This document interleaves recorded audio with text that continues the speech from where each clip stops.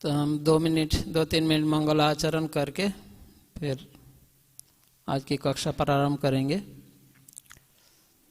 ओं अज्ञानं तिमिरन्धस्य ज्ञानाञ्जनशलाकया चक्षुरुन्मीलितं येन तस्मै श्रीगुरवे नमः। श्रीचैतन्यमनोभीष्टं स्थापितं येन भूतले स्वयं रूप कदा मह्यं ददाति स पदान्तिकं। वन्देऽहं श्रीगुरो श्रीयुतपदकमलं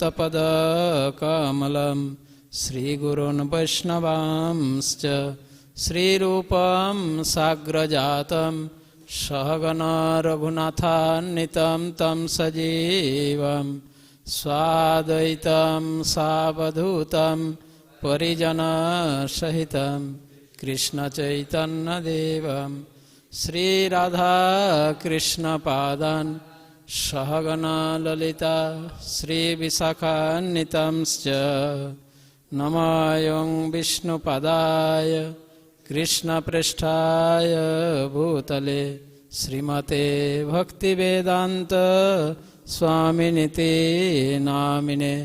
नमस्ते सरस्वती देवे गौरवाणी प्रचारिणे निर्विशेष शून्यवादी पाश्चात्यदेशतारिणे वंशाकल्पतरुभ्यश्च कृपा सिन्धुभ्य एव च पतितानां पावनेभ्यो वैष्णवेभ्यो नमो नमः। नमो महावदन्नाय कृष्णप्रेमप्रदायते कृष्णाय कृष्णचैतन्यनाम्ने गौरतिस्वे नमः। हे कृष्ण करुणा सिन्धो दीनबन्धो जगत्पते गोपेश गोपिकान्त राधाकान्त नमस्तुते। तप्तकाञ्चन गौराङ्गी राधे वृन्दावनेश्वरी वृषभानुसुते देवी प्रणमामि हरिप्रिये। जय श्री कृष्ण चैतन्य प्रभु नित्यानंद श्री अद्वैत गदाधर श्रीवासादि गौरभक्त वृंद। हरे कृष्णा कृष्णा कृष्णा हरे हरे हरे राम राम राम हरे हरे। जय श्री श्री मंगलाचरण की जय।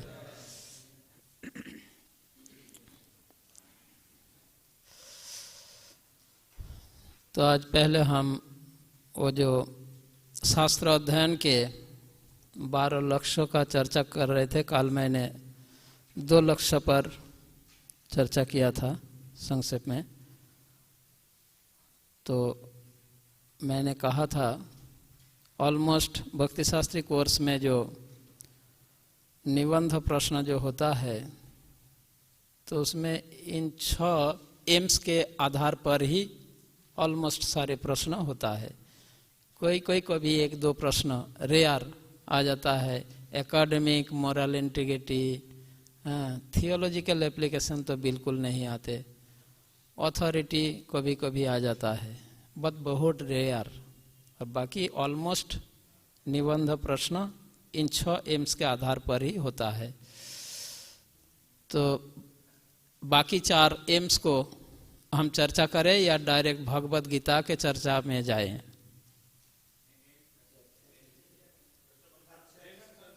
एम्स का चर्चा कर ले, ठीक है।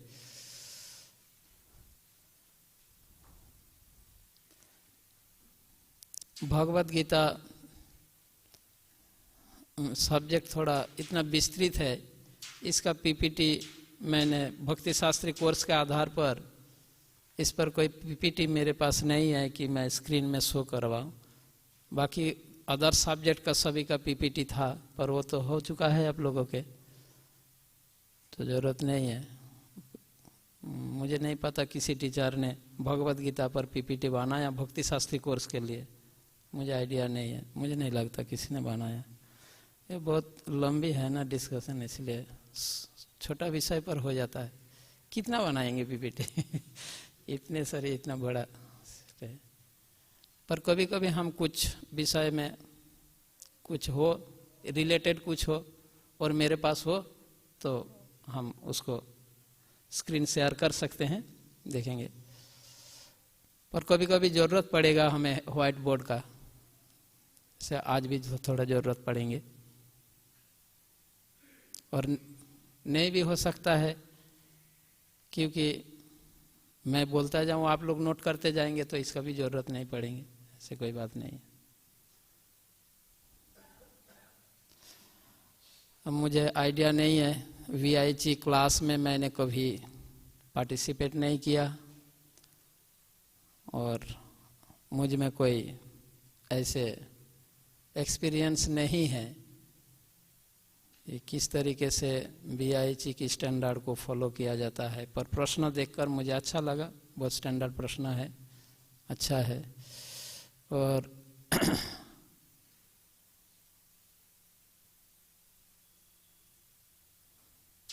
जो भी यदि मेरे कक्षा में मेरे द्वारा कोई भी मिस्टेक हो तो आप लोग जरूर मुझे सुधारने की अवसर देंगे, यह मैं आप सभी से आशा रखता हूँ। दूसरा बात, आप बिना हेजिटेशन से कृपया आप किसी विषय को क्लियर करने के लिए आप जरूर पूछिएगा। ऐसा नहीं, मेरे तरफ से जितना हो सके मैं प्रयास करूँगा। ये वृंदावन धाम है, यहाँ पे बहुत उन्नत भक्त हैं। मेरे द्वारा वो कार्य नहीं भी हो, यहाँ हजारों भक्त हैं किसी विषय को स्पष्टीकरण करने के लिए, तो यहाँ कोई दिक्कत है ही नहीं।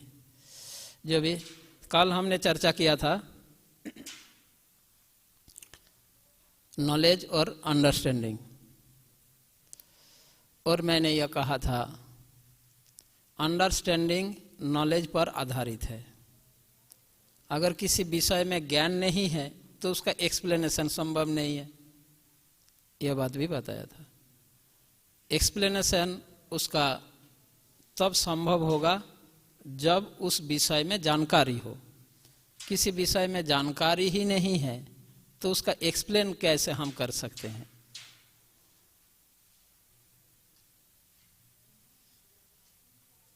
यहाँ पर जो क्वेश्चन पेपर है, एक भी अंडरस्टैंडिंग का एक प्रश्न है, लास्ट प्रश्न, 5वीं प्रश्न, अंडरस्टैंडिंग समझ। देखा आप लोग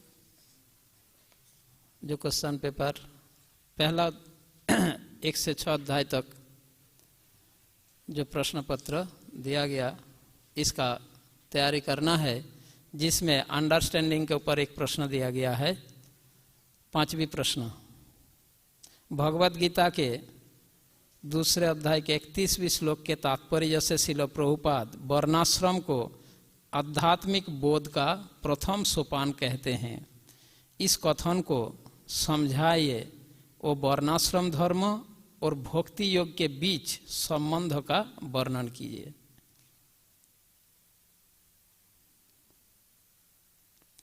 तो प्रश्न है वर्णाश्रम धर्म और भक्ति योग के बीच संबंध, तो दोनों को एक्सप्लेन करना होगा। किसके आधार पर? 2nd चैप्टर 31 31वें श्लोक के आधार पर कि वर्णाश्रम धर्म और भक्ति योग के बीच संबंध, वर्णाश्रम धर्म को भी एक्सप्लेन करना है और भक्ति योग को भी एक्सप्लेन करना है। और इसके साथ वर्णाश्रम धर्म और भक्ति योग में पारस्परिक संबंध का वर्णन करने का अर्थ यह है, मान लीजिए कोई व्यक्ति वर्णाश्रम धर्म को फॉलो करता है तो क्या वर्णाश्रम धर्म पालन करके कोई व्यक्ति भक्ति योग में प्रवेश कर सकता है या नहीं? वर्णाश्रम धर्म पालन के द्वारा भक्ति योग में प्रवेश करना, भक्ति योग को स्वीकारना आसान होगा या और कठिन हो जाएगा? इस पार्ट में आपको कुछ एक्सप्लेन करना होगा। तो अब होगा दोनों के पारस्परिक संबंध, और एक दो पॉइंट पर आपको एक्सप्लेन करना होगा। अगर कोई व्यक्ति वर्णाश्रम धर्म को अनुसरण करता है तो क्या उनके लिए भक्ति योग अनुशीलन आसान होगा या और कठिन हो जाएगा? इसको आपको एक्सप्लेन करना होगा। और उसके पहले दोनों को पहले एक्सप्लेन करना है, वर्णाश्रम धर्म क्या है और भक्ति योग क्या है। तो जो लोग भक्ति योग वर्णाश्रम धर्म पालन फॉलो न करके डायरेक्ट भक्ति योग का अनुशीलन करता है, क्या वो वर्णाश्रम धर्म अनुशीलन उनके लिए आवश्यक है पालन करना या नहीं? तो इस प्रकार से कुछ पॉइंट पर इसको आपको एक्सप्लेन करना होगा। और इस संबंध में प्रभुपाद का ओपिनियन क्या है वो बताना होगा।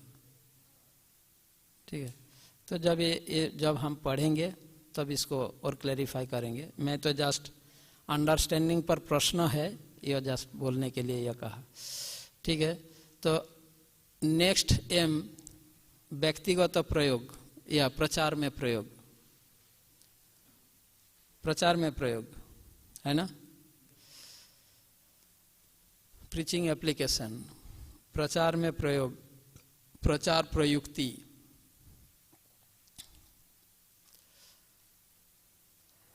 प्रीचिंग एप्लीकेशन और अंडरस्टैंडिंग दोनों में बहुत सिमिलरिटी है, बहुत ही सिमिलरिटी, समानताएं हैं। प्रीचिंग में प्रयोग का मतलब, प्रचार में प्रयोग का मतलब एक्सप्लेन करना ही होता है। अंडरस्टैंडिंग मीन्स एक्सप्लेनेशन, है ना। अब जब कहीं प्रचार करना हो, किसी को कन्विंस करना हो किसी विषय में, कन्विंस को हिंदी में क्या बोलते हैं? आश्वस्त करना हो, तो एक्सप्लेनेशन की आवश्यक होती है। तो एक अंडरस्टैंडिंग और प्रचार में प्रयोग में ज्यादा अंतर नहीं है। अंतर इतना है, प्रचार में प्रयोग प्रचारक और जिन पर प्रचार किया जा रहा है, जिन लोगों को प्रचार किया जा रहा है, उसके अनुसार एक्सप्लेनेशन करना होगा। इस पर ध्यान रखना पड़ता है। बाकी दोनों में सिमिलरिटी है। ऐसा नहीं एक्सप्लेनेशन ऐसा हो गया जिसको आप यह कहना चाहते हो उसका कुछ पल्ले ही नहीं पड़ रहा है ना। तो ऐसे एक्सप्लेनेशन का कोई मतलब नहीं होगा, मतलब वो प्रचार में प्रयोग नहीं हो पाया। प्रचार में प्रयुक्ति तब होगा, ऐसा एक्सप्लेन करना है जिससे सुनने वाला तथा सामने वाले व्यक्ति, सुनने वाला व्यक्ति कृष्ण भावनामृत के प्रति अट्रैक्टेड हो, कृष्ण के प्रति अट्रैक्टेड हो। इस दृष्टिकोण से, इस पॉइंट ऑफ व्यू से विषय को एक्सप्लेन करना ही प्रचार में प्रयोग। दोनों ही एक्सप्लेनेशन है। अंडरस्टैंडिंग में भी अंडरस्टैंडिंग स्वयं के अनुसार हो सकता है, पर जब वही अंडरस्टैंडिंग दूसरों को बताना है, प्रचार में प्रचार करना है, तो हमें जिन लोगों को हम प्रचार करेंगे उनके आधार पर हमें एक्सप्लेन करना चाहिए। तो इसीलिए एक प्रचारक को सदैव ध्यान रखना होता है कि सुनने वाला व्यक्ति कौन है,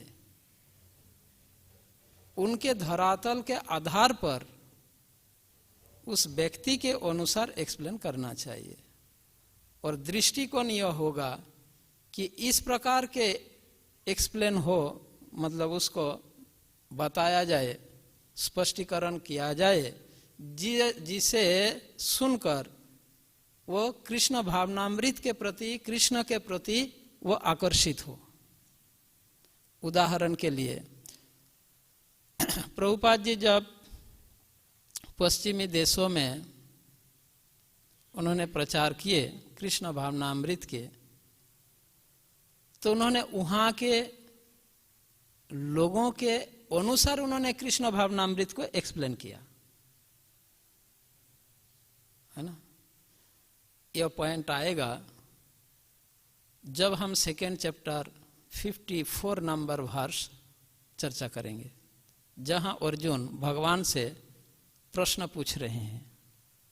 स्थित प्रज्ञस्य का भाषा समाधिस्थस्य केशव स्थितधि किम प्रभाषेत, स्थितधि किम प्रभाषेत।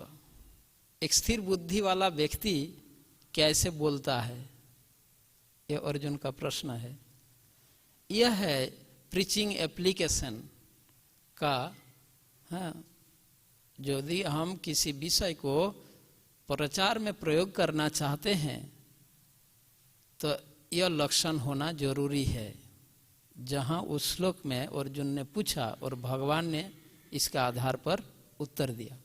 जब सेकंड चैप्टर हम पढ़ेंगे तो यह विषय, ये प्रचार में प्रयोग कैसे होता है, केवल वहां नहीं, भगवत गीता के कई स्थानों पर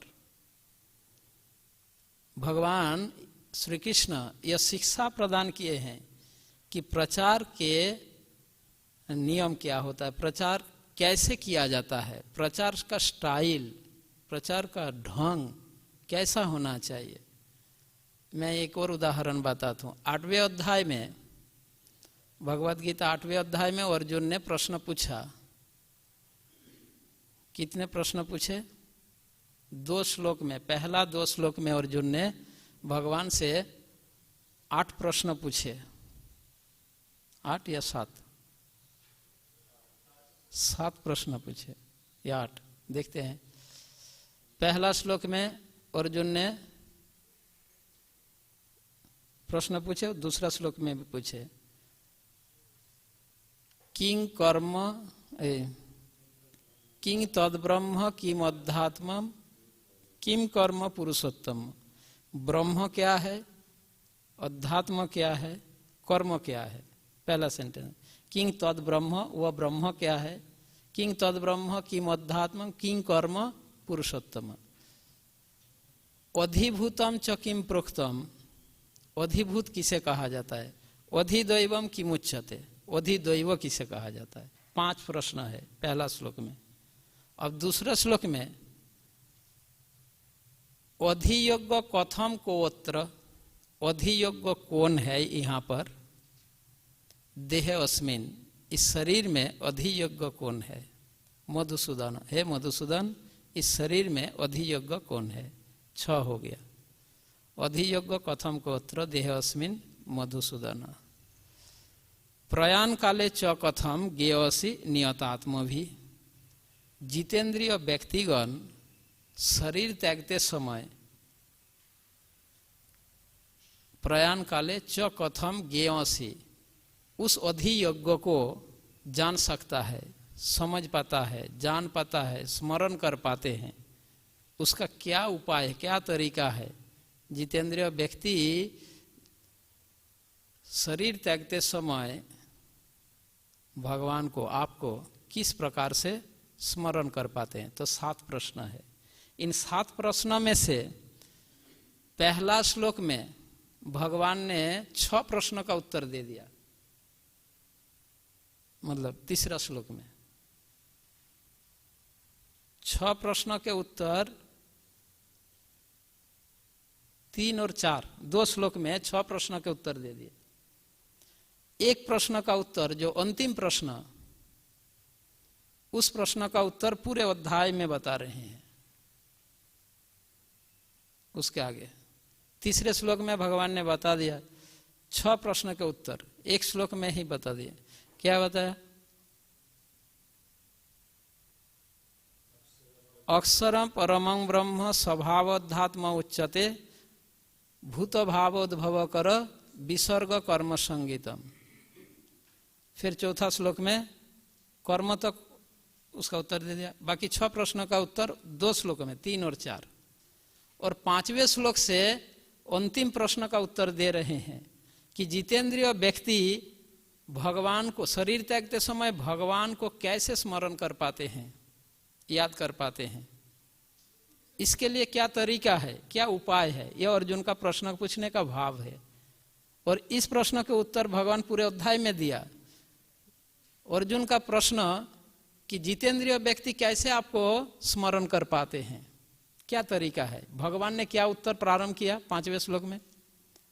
अंतकाले च मामेव स्मरण मुक्ता कलेवरम य प्रयाति समद्भावम याति नास्तत्र संशय। अब आप सोचिए, अर्जुन का प्रश्न है कि आपको स्मरण करने का विधि क्या है, कैसे स्मरण कर पाते हैं। और भगवान ने क्या कह रहे हैं? जो मुझे स्मरण करता है वो मेरे पास आ जाता है। ये कोई उत्तर हुआ? बताइए। भगवान ने कहा जो अंतिम समय मुझे स्मरण करता है, अंतकाले च मामेव स्मरण मुक्ता कलेवरम य प्रयाति, इस प्रकार से जो शरीर त्यागता है, या मद्भावम याति नस्तत्र संशय, वो मेरे पास मेरे स्वभाव को प्राप्त होता है, इसमें कोई संशय नहीं है। तो प्रश्न क्या है और आंसर भगवान क्या दे रहे हैं, कोई रिलेट कर सकते हैं आप? क्या भगवान प्रश्न नहीं समझा अर्जुन का? तो यह प्रीचिंग स्टाइल है भगवान। जब हम चर्चा करेंगे, मैं तो वो पढ़ाऊंगा या नहीं मुझे नहीं पता, तो पता चलेगा। यह है प्रचार में प्रयुक्ति भगवान समझा सिखाया। उस अध्याय को पढ़ेंगे, भगवान ने बता रहे हैं पर डायरेक्टली नहीं बता रहे हैं। अगर पहले ही बता दे कि यह तरीका है तो डर जाएगा, अरे मेरे द्वारा ये संभव नहीं है। तो इसलिए पहले उनको स्मरण करने की महिमा बता रहे हैं, उनको स्मरण करने का क्या महत्व है, क्या महिमा है, वो बात पहले बता रहे हैं। एक प्रचारक को तो सदैव आपको ध्यान रखना है, जब आप प्रचार में प्रयोग प्रश्न का आंसर लिखेंगे, भगवान की स्टाइल को आपको अनुसरण करना है। किसी चीज को एक्सप्लेन करने से पहले उसका बेनिफिट बताना है, उसका लाभ बताना है। ये प्रचार में प्रयोग का पहला, उससे आपका उत्तर इतना अट्रैक्टिव होगा, आप स्वयं ही पढ़ेंगे तो आपको भी अच्छा लगेगा। देखेंगे भगवान का यह स्टाइल है, कृष्ण का स्टाइल है। किसी को प्रचार करना है, कन्विंस करना है, तो पहले उनका बेनिफिट बताना चाहिए। और ये हमारी सभी प्रचारक भक्त यह ऑटोमेटिकली स्वतः ही इस स्टाइल को फॉलो करते हैं, स्वाभाविक रूप से इसी स्टाइल को ही फॉलो करते हैं। उनको पहले कोई रूल्स रेगुलेशन नहीं बताते, उनको बेनिफिट ही बताते हैं। भगवान भी वही स्टाइल कर रहे। प्रभुपाद जी जब पश्चिमी देशों में प्रचार प्रारंभ किए हिप्पियों के बीच, प्रभुपाद जी ने उनको कोई रूल्स रेगुलेशन नहीं कहा। क्या कहा कि तुम लोग नशा करते हो, कैसे नशा करते हो, नशा करते हो नशा उतर जाता है, फिर नशा करते हो फिर नशा उतर जाता है। नशा करना है तो ऐसा नशा करो जो कभी ना उतरे। और यह सुनकर हिप्पियों को बहुत अच्छा लगा, अरे स्वामी जी हमारे नशा को तो सपोर्ट कर रहे हैं। नशा करना है तो ऐसा नशा करो जो कभी ना उतरे। बार बार नशा करते हो, उतर जाता है, फिर नशा करना पड़ता है, फिर उतर जाता है, ऐसा नशा क्यों करते हो? नशा करना है तो ऐसा नशा करो कि जो कभी ना उतरे, यह कहा। यह सुनकर हिप्पियों को बहुत अच्छा लगा कि स्वामी जी हमें सपोर्ट कर रहे। अगर प्रभुपाद जी यह कहते नशा करना पाप है, तुम लोग नरक में जाओगे, क्या उन प्रभुपाद के पास कोई आता? कोई हिप्पी आसपास आते? बोलिए आप, कोई भी उनके आसपास नहीं आते। पर प्रभुपाद जी ने ऐसा नहीं कहा। उन्होंने कहा नशा करना है तो ऐसा नशा करो जो कभी ना उतरे। जो सुनकर वहां उन हिप्पियों को, जो 24 घंटे नशे में बेहोश रहने वाला है ना, इस व्यक्ति को बहुत अच्छा लगा स्वामी जी। तो उन्होंने, उन सभी हिप्पियों ने कहा, स्वामी जी ऐसा कोई नशा है क्या? हम तो वो चाहते हैं पर कहाँ मिलेगा, है क्या ऐसा कोई नशा? बोला है ना, इसीलिए तो मैं इंडिया से आया वही नशा देने के लिए। तो हाँ हमें दिलाओ, दो हमें, हम देंगे ना, पहले मेरे बात सुनना होगा। क्या? मेरे साथ कीर्तन करना होगा। अब लगा दिया कीर्तन में, हरे कृष्णा हरे, हाँ शुरू कर दिया। फिर कीर्तन खत्म, स्वामी जी नशा दीजिए। अरे अभी नहीं, अभी मैं आप लोगों को नशा अगर दूंगा तो तुम्हारी सरकार, गवर्नमेंट मेरे को जेल में डाल देंगे। हाँ, इसके लिए थोड़ा टाइम लगेगा। फिर सभी को साथ में लाए, प्रसाद खिलाए, फिर कीर्तन करवाए, फिर नशा के लालच देकर उन्होंने सभी को कृष्ण भावनामृत में जोड़ दिया। 8 दिन 10 दिन बीतने के बाद कोई पूछना ही भूल गया। इतना अच्छा प्रसाद और कीर्तन, हाँ, इससे वो नशा के बारे में पूछना ही भूल गया प्रभुपाद जी को। अब देखो कि ऐसा नहीं कि किसी विषय का एक्सप्लेनेशन, हाँ मुझे पता है और शुरू कर दिया बोलना, ऐसा नहीं है। तो प्रचार में प्रयोग हमेशा ध्यान रखना पड़ता है कि हम जिनको प्रचार कर रहे हैं उस तरीके से जिससे सामने वाला व्यक्ति कृष्ण भावनामृत के प्रति अट्रैक्टेड हो, कृष्ण के प्रति अट्रैक्टेड हो। तो ठीक उसी प्रकार जब आप प्रचार में प्रयोग कोई प्रश्न आए और उसको आपको आंसर लिखना हो, आपको ध्यान रखना होगा ये जो आपका कॉपी जो चेक करने वाला वो कुछ नहीं जानता, उसको समझाना है। यह बात आपको ध्यान में रखना होगा कि मेरे कॉपी चेक करने वालों को कुछ आता है, वो कुछ जानता ही नहीं। अगर आपके दिमाग में वो टीचर तो वो समझ जाएंगे, तब तो गया। तब आपका आंसर, उत्तर कॉपी उतना अट्रैक्टिव नहीं होंगे। आपको यह ध्यान रखना होगा कि इस विषय में कॉपी चेक करने वाला को कुछ पता नहीं, मेरे को समझाना होगा, तब आपका आंसर बहुत अच्छा होगा। अगर आपके दिमाग में यह है, वो चेक करने वाला तो संतन सिंह उनको पता है मैं क्या बोलना चाहता हूं, तब तो आपका उत्तर ऐसा क्लियर रहेगा ही नहीं। तो यह ध्यान रखने का, तो एक्सप्लेनेशन करना ही पर्याप्त नहीं, उसका प्रयोग की कला सीखना, यह है प्रचार में प्रयोग। यहाँ पर प्रचार में प्रयोग के कोई प्रश्न है, 1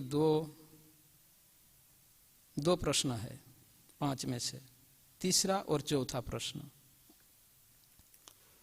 तो जब हम क्लास करेंगे इन प्रश्नों के आधार पर ही मैं चर्चा करूंगा और एक्सप्लेन करूंगा, तब और क्लैरिटी आएगा।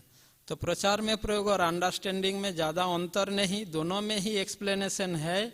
पर प्रचार में प्रयोग जिनको हम प्रचार कर रहे हैं उसके आधार पर और जिस विषय पे उसके अनुसार हमें एक्सप्लेन करना चाहिए, ध्यान रखते हुए। नेक्स्ट, पर्सनल एप्लीकेशन, व्यक्तिगत प्रयोग। व्यक्तिगत प्रयोग अपने व्यक्तिगत जीवन में, व्यवहारिक जीवन में शास्त्र के शिक्षाओं को हम किस प्रकार प्रयोग करें, यह है व्यक्तिगत प्रयोग।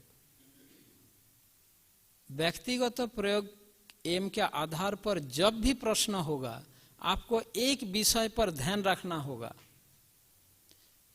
जिसमें एक मैं व्यक्तिगत प्रयोग का प्रश्न पढ़ता हूं और थोड़ा इसको उससे रिलेट करते हुए बताऊंगा, तो मुझे लगता है आपको समझ और अच्छा आएंगे। भगवत गीता के अध्याय 1 और 2 में प्रश्न संख्या 2, अर्जुन के युद्ध न करने के लिए व्यक्तिगत कारणों का विश्लेषण कीजिए। मतलब अर्जुन ने क्या क्या आर्गुमेंट दिया, तर्क दिया युद्ध न करने के लिए, युद्ध नहीं करूंगा, इसके पीछे अर्जुन ने क्या क्या तर्क प्रस्तुत किया वो आपको लिखना है। जहां जहां उचित हो अपनी सेवा को आध्यात्मिक अधिकारी के आदेश के अनुसार पालन करने में अनमने होने के समांतर स्थितियों को अंकित कीजिए।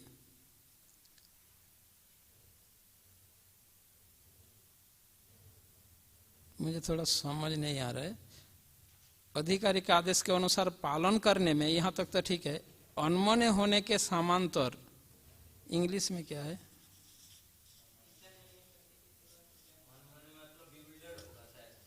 विल्डर्ड होना। एक सेकंड, अच्छा, हाँ हाँ, वो समानांतर समझ आया। अनमने मतलब अन्नमना, अन्नमना, ठीक है ठीक है। तो आध्यात्मिक अधिकारी के आदेश के अनुसार पालन करने में अनमने होने के समांतर स्थितियों को अंकित कीजिए।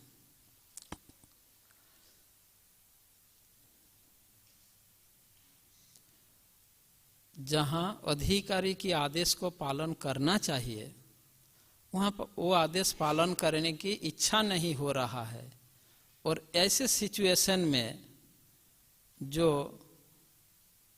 समांतर है, समांतर एक मन में, हृदय में एक भेदभाव आ जाता है, करूं या ना करूं, एक अनिर्णय की स्थिति, माइंड में एक इनडिसीजन, अनिर्णय की स्थिति आ जाता है।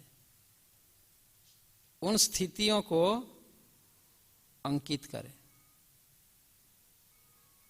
मतलब उसको प्रस्तुत करें।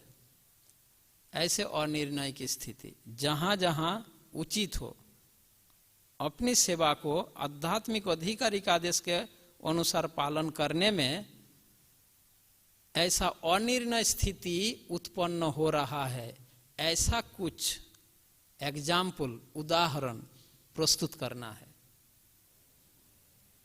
और यह व्यक्तिगत प्रयोग। जब पर्सनल एप्लीकेशन व्यक्तिगत प्रयोग के आधार पर प्रश्न का उत्तर लिखेंगे, पहला ध्यान रखना है उसके लैंग्वेज में। प्रीचिंग एप्लीकेशन अंडरस्टैंडिंग का लैंग्वेज ऐसा करना चाहिए, 4 नियम पालन करना चाहिए, भगवान को ऑफर करके प्रसाद भोजन करना चाहिए, वो करना चाहिए, 16 माला जप करना चाहिए। ये है अंडरस्टैंडिंग या प्रीचिंग एप्लीकेशन का लैंग्वेज। पर जब पर्सनल एप्लीकेशन का लैंग्वेज, वो लैंग्वेज में क्या होगा, सदैव एक्टिव वॉइस में होना चाहिए। जैसे कि मैं ये करूंगा, वो करूंगा, वो करूंगा, इस प्रकार का लैंग्वेज पर्सनल एप्लीकेशन, लैंग्वेज में ध्यान रखना है। कभी प्रीचिंग एप्लीकेशन का लैंग्वेज प्रयोग नहीं होगा, यह ध्यान रखना चाहिए। दूसरा बात, पर्सनल एप्लीकेशन में जहां पर प्रश्न के जो अंतिम पार्ट है, जो शेष भाग है प्रश्न का, जहां जहां उचित है कि अथॉरिटी, अधिकारी के आदेश के अनुसार सेवा करना चाहिए, और ऐसे स्थिति में अनिर्णय, इनडिसीजन का स्थिति आ जाता है भक्तों में, ऐसा उदाहरण प्रस्तुत करने के लिए, जहां जहां मतलब जिस जिस सेवा में आपको ऐसा अनिर्णय की स्थिति आ जाता है, तो उसको प्रस्तुत करने के लिए कहा गया, प्रेजेंट करने के लिए कहा। क्या क्या, ये उदाहरण के लिए मुझे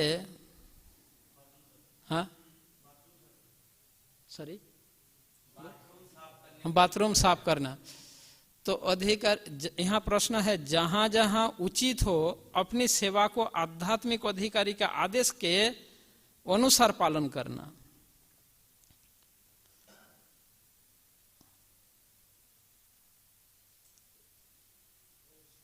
जैसे कि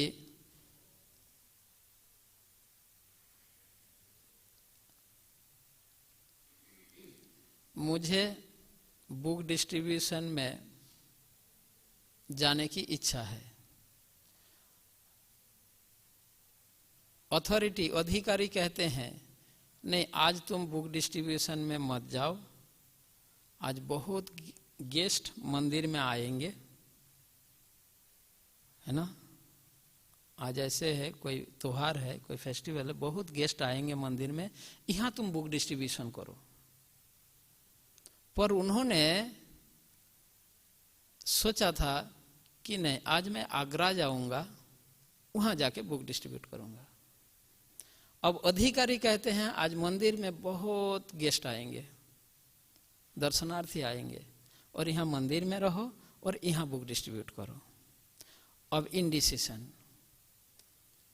है ना, वहां प्लान किया था पहले जाने का, किसी से बात भी करके रखा था, अब अधिकारी यह कहते हैं, अब यहाँ इनडिसीजन की स्थिति आ गई है। ठीक है, ऐसे उदाहरण प्रस्तुत करना है आपको, ऐसे एग्जाम्पल, इस प्रकार के एग्जाम्पल उदाहरण प्रस्तुत अंकित करने के लिए जहां जहां सेवा में अधिकारी के आदेश के अनुसार पालन करना चाहिए। देखो दोनों ही बुक डिस्ट्रीब्यूशन होगा, आगरा में जाके करेंगे, वहां भी होगा, यहाँ मंदिर में भी होगा। अब यहाँ अथॉरिटी के आदेश के अनुसार सेवा करना चाहिए और अनिर्णय की स्थिति आ गई। अब आप अपने व्यक्तिगत जीवन में आपको क्या करना चाहिए? पहले तो अथॉरिटी ने जो आदेश दिया वही करना चाहिए। अब व्यक्तिगत प्रयोग का एम है तो आपको यह स्पष्टीकरण करना होगा कि यदि मैं अपनी इच्छा के अनुसार आगरा जाके बुक डिस्ट्रीब्यूट करूंगा तो कृष्ण भावनामृत संघ में तथा मेरी व्यक्तिगत कृष्ण भावनामृत जीवन में क्या क्या लाभ होने वाला है, क्या क्या नुकसान होने वाला है, इसको आपको एक्सप्लेन करना ही व्यक्तिगत प्रयोग। कि यदि मैं अथॉरिटी के आदेश के अनुसार सेवा करूं, बुक डिस्ट्रीब्यूशन सेवा अथॉरिटी के आदेश के अनुसार करूं तो मुझे क्या क्या लाभ मिलने वाला है। यदि मैं अथॉरिटी के आदेश को उल्लंघन कर अपने इच्छा के अनुसार बुक डिस्ट्रीब्यूशन सेवा करूं तो मुझे क्या क्या नुकसान होने वाला है, इसको स्पष्टीकरण करना ही व्यक्तिगत प्रयोग। मैं एज एग्जाम्पल, जब वो विषय आएगा, जब हम क्लास करेंगे तो इसका और स्पष्टीकरण होगा, समझ गए। अर्जुन अनिर्णय की स्थिति प्राप्त किए थे, युद्ध करूं या न करूं, है ना। ऐसे हम हर मुहूर्त में, प्रत्येक मोमेंट में हम ऐसे इनडिसीजन की स्थिति प्राप्त करते हैं। तो प्रश्न यह है, ऐसा कुछ उदाहरण प्रस्तुत करें जहां जहां आप ऐसे अनिर्णय की स्थिति में आए हो इसके पहले, है कोई बार ऐसे अनिर्णय की स्थिति आपको प्राप्त हुआ, ऐसा उदाहरण प्रस्तुत करके आपको इसको एक्सप्लेन करना है। क्या एक्सप्लेन करना? कि यदि मैं अथॉरिटी के निर्देश के अनुसार ये सेवा करूं तो मुझे यह कार्य करूं, यह सेवा करूं तो मुझे क्या क्या बेनिफिट होगा, और यदि अथॉरिटी का आदेश के अनुसार न करके अपनी इच्छा के अनुसार यह सेवा कार्य करूं तो मुझे परिणाम क्या होगा, इसका परिणाम क्या होगा, दोनों का परिणाम, और तभी होगा पर्सनल एप्लीकेशन। कभी कभी भक्त एक साइड प्रस्तुत करता है और दूसरा साइड बिल्कुल टच भी नहीं करते।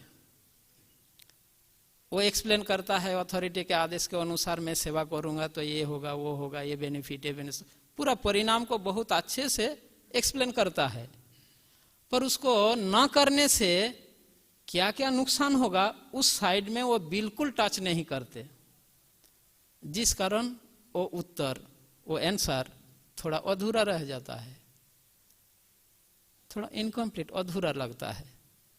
जिस प्रकार एक ड्रामा में हीरो और विलेन दोनों ही हो तभी ड्रामा अट्रैक्टिव होगा।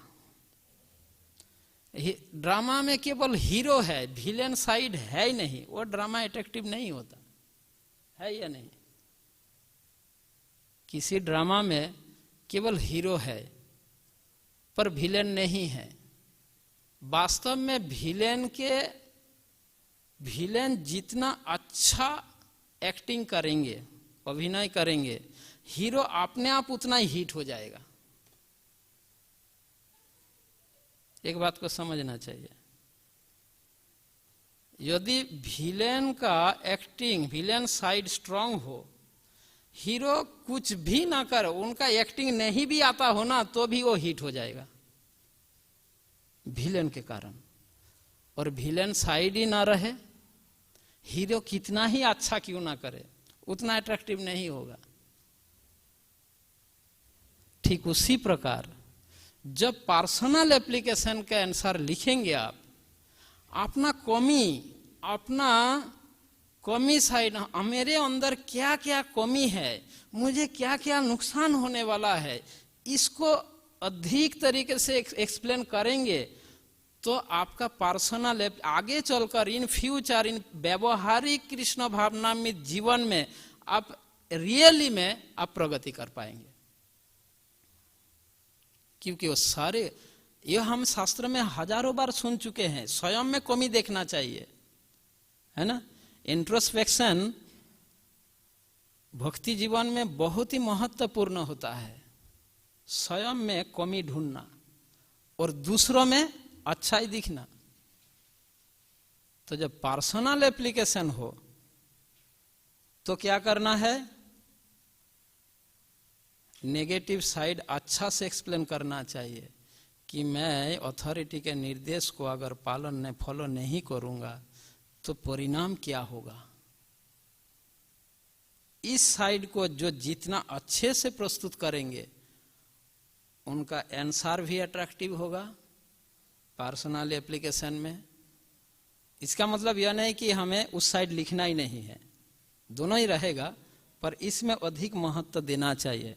और जब प्रीचिंग एप्लीकेशन लिखेंगे तब सकारात्मक साइड अधिक से अधिक सकारात्मक, पॉजिटिव। और जब पर्सनल एप्लीकेशन का आंसर लिखेंगे आप, तब अधिक से अधिक अपना खुद का नेगेटिव साइड प्रस्तुत करना चाहिए। तो दिखेंगे आपका आंसर कॉपी बहुत ही अट्रैक्टिव होगा और बहुत अच्छा होगा।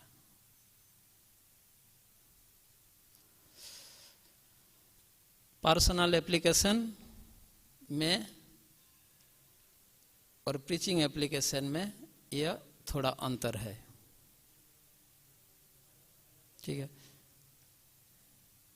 और दोनों प्रश्नों में ही, दोनों एम में ही, पहले अंडरस्टैंडिंग, उसके बाद एक्सप्लेनेशन। Understanding, explanation. प्रचार एप्लीकेशन में, प्रचार प्रयुक्ति में दृष्टिकोण एक प्रकार और व्यक्तिगत प्रयुक्ति में दृष्टिकोण थोड़ा भिन्न प्रकार। तो नेक्स्ट क्या एम था? Mood and faith and conviction. नहीं, हम पहले तो ये 6 को करते हैं, है ना। मूड एंड मिशन और शास्त्र चक्षु। मूड एंड मिशन मनोभाव तथा उद्देश्य। मनोभाव और उद्देश्य, ये दोनों में अंतर क्या है?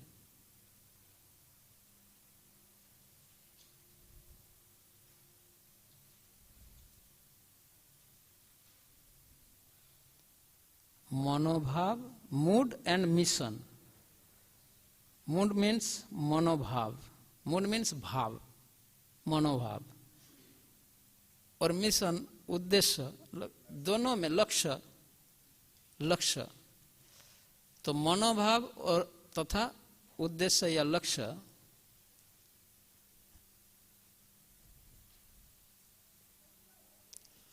भक्ति रसामृत सिंधु ऑलरेडी क्लास हो चुका है, वहां से उदाहरण लेता हूं जिससे आपको समझ आ जाए.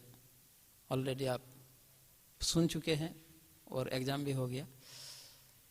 भक्ति रसामृत सिंधु के भूमिका में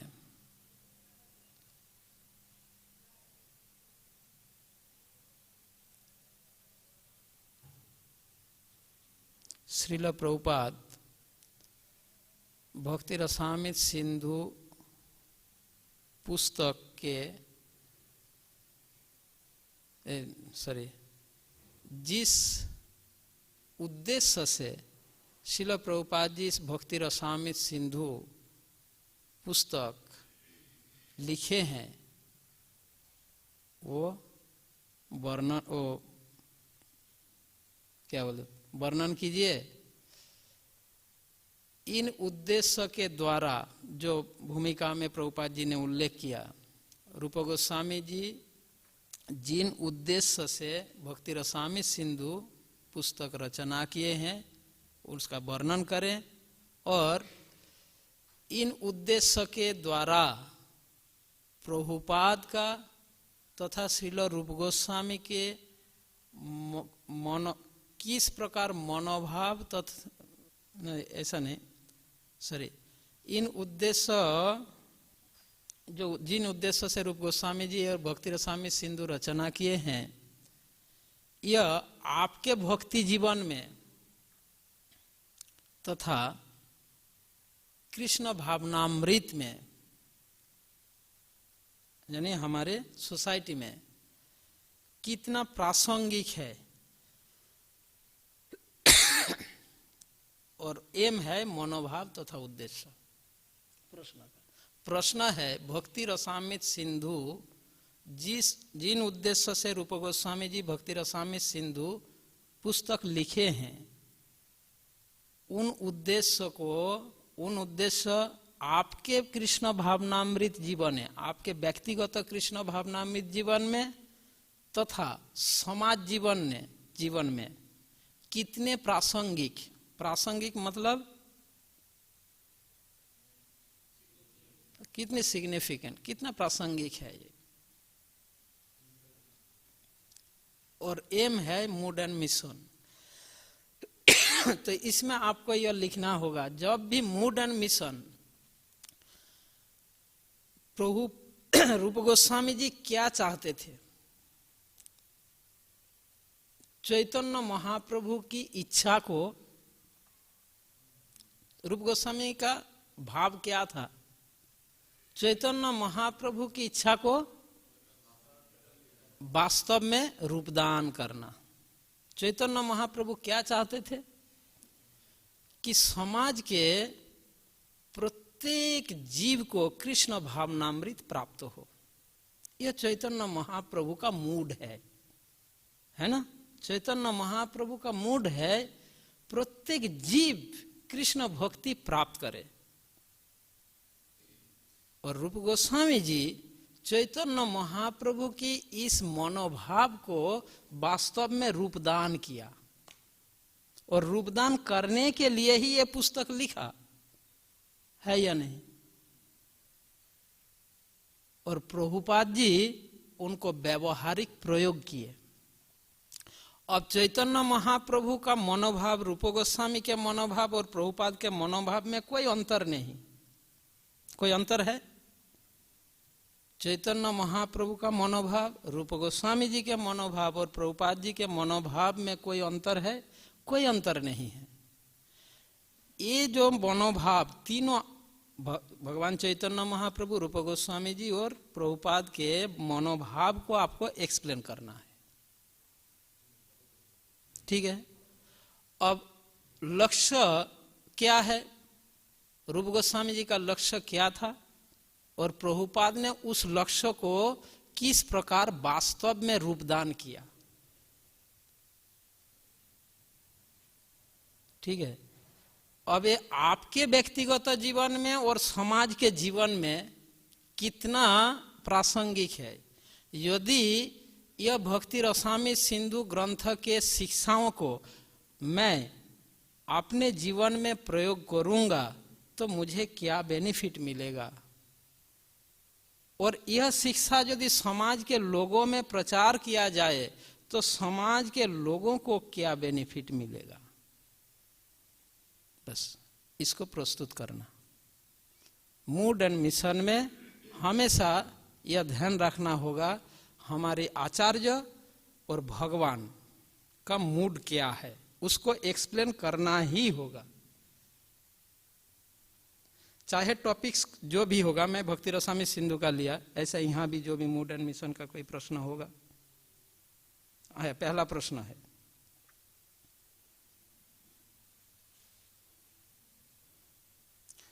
अध्याय 1 से 6 में 2 बार अर्जुन कृष्ण से पूछते हैं कि दिव्यता लाभ करने में कर्म करना या कर्म त्यागना क्या श्रेयस्कर है। कृष्ण द्वारा दिए गए इसके उत्तर को कृपया विस्तार से वर्णन कीजिए और उसके समर्थन के लिए वे किन तर्क को पेश करते हैं, वे किन खतरों के प्रति सावधान करते हैं। उदाहरण देकर स्पष्ट करें कि किस प्रकार से अंतर्राष्ट्रीय कृष्ण भावनामृत संघ में भक्तों के कार्यकलापों के संचालन में श्रील प्रभुपाद ने इन शिक्षाओं को प्रयुक्त किया। बहुत सुंदर प्रश्न, और एम है मनोभाव और उद्देश्य। तो इसमें आपको कृष्ण का मूड और प्रभुपाद का मूड आपको एक्सप्लेन करना होगा इस विषय में। पहला, जहां भी मनोभाव और उद्देश्य का प्रश्न हो तो पहले भगवान और आचार्य यानी हमारे प्रभुपाद का क्या मनोभाव क्या है, क्या चाहते क्या है ये, और उसको वास्तव में रूपदान करने के लिए क्या किया गया, वो हो गया लक्ष्य, मिशन। तो दोनों चीजों को एक्सप्लेन करना है। आचार्य का मनोभाव मतलब वो क्या चाहते क्या है, और दूसरा पॉइंट इसमें करना है यदि इस शिक्षा को मैं अपने जीवन में प्रयोग करूंगा। यहाँ पर प्रश्न है ना, इन भक्तों के कार्यकलापों के संचालन में प्रभुपाद ने इन शिक्षाओं को प्रयुक्त किया किस प्रकार। तो यदि मैं इन शिक्षाओं को अपने जीवन में करूं तो मुझे क्या बेनिफिट मिलेगा और समाज के लोगों को क्या बेनिफिट मिलेगा, तो होगा मनोभाव और उद्देश्य। तो ये 2 पॉइंट सदैव ध्यान रखना होगा, इसको आपको प्रस्तुत करना होगा। तो सिंपल है, आप आसानी से इसका उत्तर लिख सकते हैं। अब लास्ट टाइम शास्त्र चक्षु। शास्त्र चक्षु यानी ज्ञान चक्षु, शास्त्र के सिद्धांत को हमें ज्ञान के आधार पर विचार करना है और अपने स्थिति के अनुसार उसे पालन करना है। शास्त्र के सिद्धांत और शिक्षाओं को ज्ञान के आधार पर विचार करते हुए अपने लक्ष्य के रूप में, उसको लक्ष्य के रूप में प्रस्तुत करना और अपने सिचुएशन, स्थिति के अनुसार, धरातल के अनुसार, लेवल के अनुसार उसका प्रयोग करना, वह है शास्त्र चक्षु। मैं सिंपल उदाहरण पहले देता हूं। हमने हजारों बार पढ़े हैं, सुने हैं, क्या भगवान के दिव्य नाम कीर्तन यह इस कलि युग का युग धर्म है ना। और प्रत्येक कृष्ण भावनामृत में प्रत्येक भक्त को भगवान के दिव्य नाम कीर्तन में अधिक से अधिक इसको ध्यान पूर्वक भगवान के दिव्य नामों का कीर्तन करने का निर्देश, ये बात हम हजारों लाखों बार सुन रहे हैं और निर्देश है हमारे लिए। अब ये जो सिद्धांत है शास्त्र में, यह सिद्धांत है कली युग का, यह युग धर्म तथा चैतन्य महाप्रभु की यही सिद्धांत है। इहा होइते सर्वसिद्धि होई वे सवार, सर्वक्षण बोलो इथे विधि नहीं यार, इसी से सारे सफलता प्राप्त होगा। तो ये जो शास्त्र के सिद्धांत, शास्त्र चक्षु का मतलब इस सिद्धांत को शास्त्र ज्ञान के आधार पर मेरे जीवन के लक्ष्य के रूप में इसको तैयार करना है, लक्ष्य के रूप में बनाना है कि मेरा जीवन का लक्ष्य क्या है, भगवान के दिव्य नामों के कीर्तन में अधिक से अधिक उसको मैं ध्यान पूर्वक, यानी भगवान के दिव्य नाम कीर्तन की सेवा में, नाम कीर्तन की सेवा, ये मेरे जीवन का लक्ष्य बनाओ। ठीक है। अब मेरे धरातल के अनुसार इसका प्रयोग होना चाहिए, न ही हरिदास ठाकुर का नकल करना चाहिए। हरिदास ठाकुर का या रूप गोस्वामी या गोस्वामियों का नकल नहीं करना चाहिए। आपने धरातल के अनुसार इसका प्रयोग लेना है और शास्त्र के ज्ञान के आधार पर उसको लक्ष्य बनाना है, जीवन का लक्ष्य।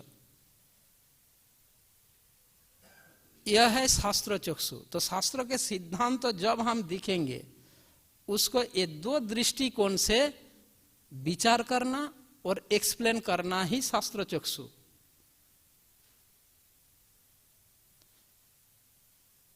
जैसे भक्ति रसामृत सिंधु में मेरे हिसाब से 9वीं या 10वीं अध्याय में भक्ति रसामृत सिंधु के 9th या 10th चैप्टर में यह बताया गया, जीवन में जो दुख कष्ट जो क्लेश आता है उसको भगवान के कृपा मानकर स्वीकारना चाहिए, ऐसा विषय आता है या नहीं।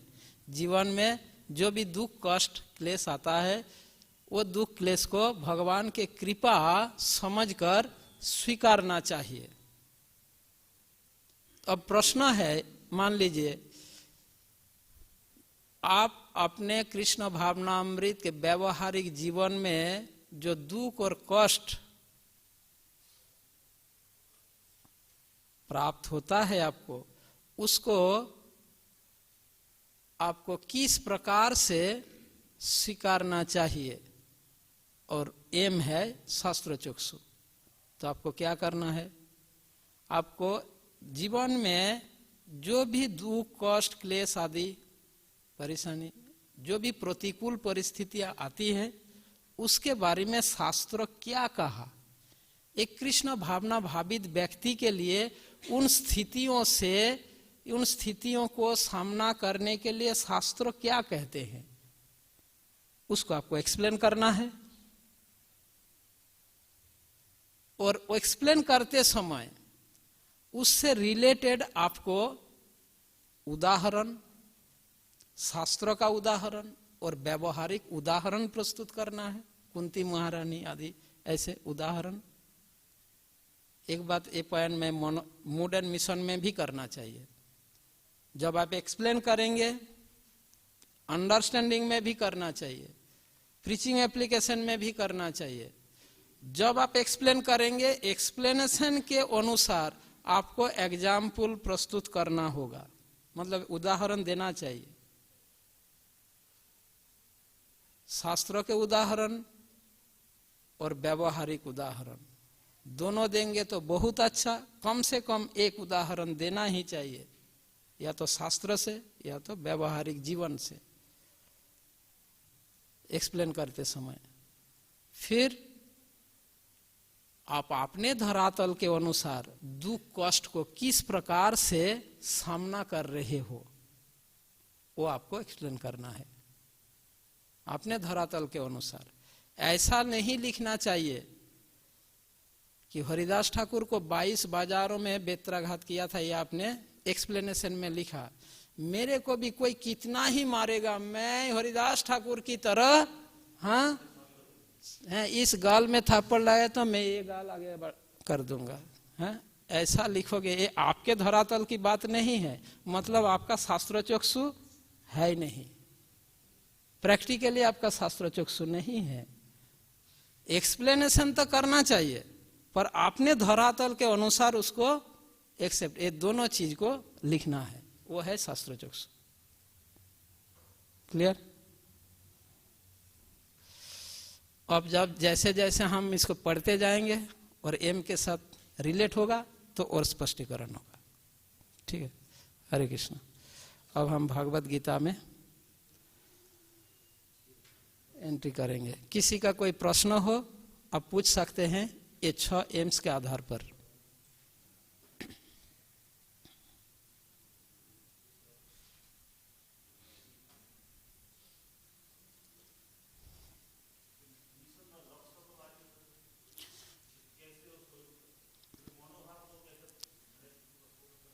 जैसे मैंने 2 उदाहरण दिया, एक भक्ति रसामृत सिंधु का उदाहरण दिया, जिसमें भक्ति रसामृत सिंधु पुस्तक रचना का उद्देश्य रूप गोस्वामी जी ने जिस उद्देश्य से लिखा, जो प्रभुपाद जी उस पुस्तक के भूमिका में इसका एक्सप्लेन किए हैं कि रूप गोस्वामी जी ये पुस्तक क्यों लिखे। हाँ,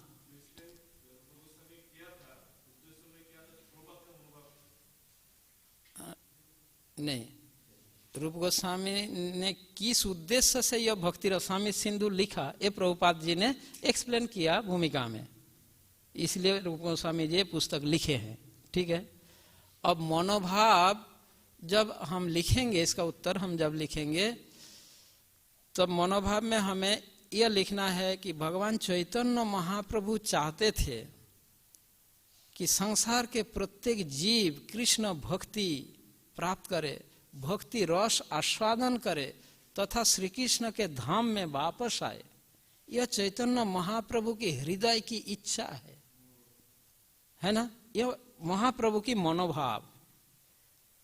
अब रूप गोस्वामी जी की मनोभाव, चैतन्य महाप्रभु की मनोभाव जो है वही रूप गोस्वामी का मनोभाव है।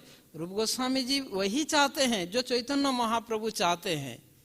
अब चैतन्य महाप्रभु अपना इच्छा रूप गोस्वामी जी के समक्ष व्यक्त किया। अब उस इच्छा को वास्तवायित, मतलब वास्तव में रूपदान करने के लिए रूप गोस्वामी जी ने यह पुस्तक लिखे, जिससे चैतन्य महाप्रभु की इच्छा पूर्ति हो।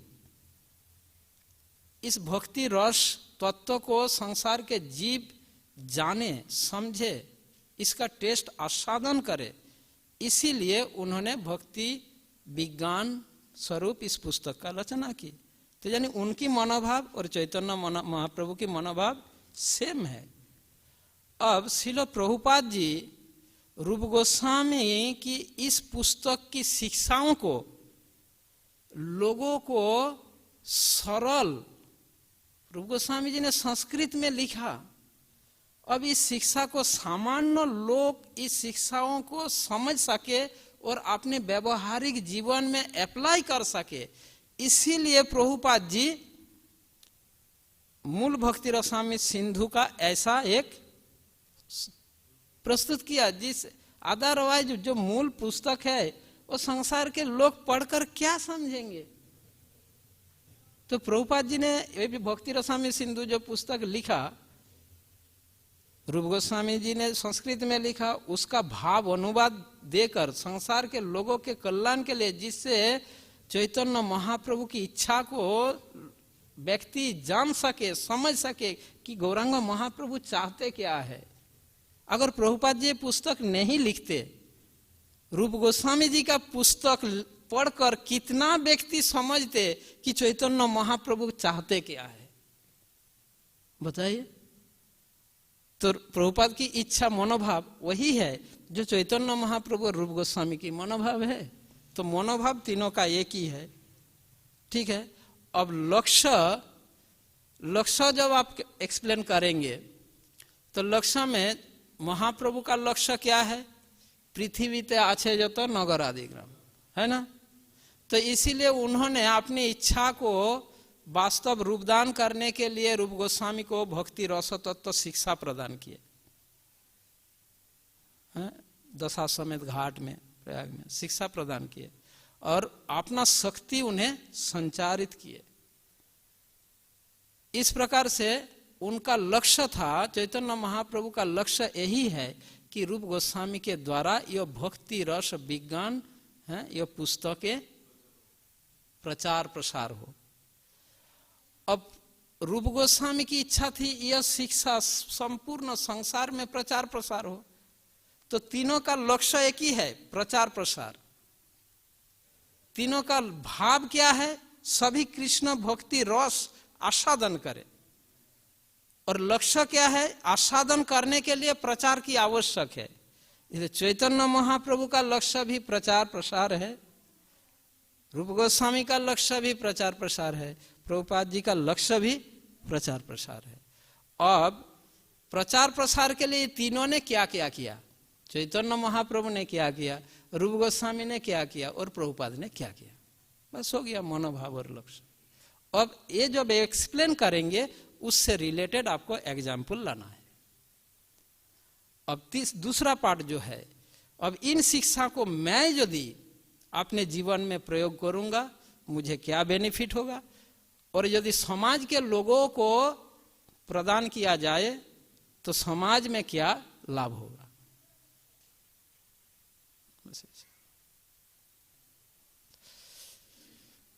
और कोई प्रश्न? एक भगवत गीता देंगे मेरे को।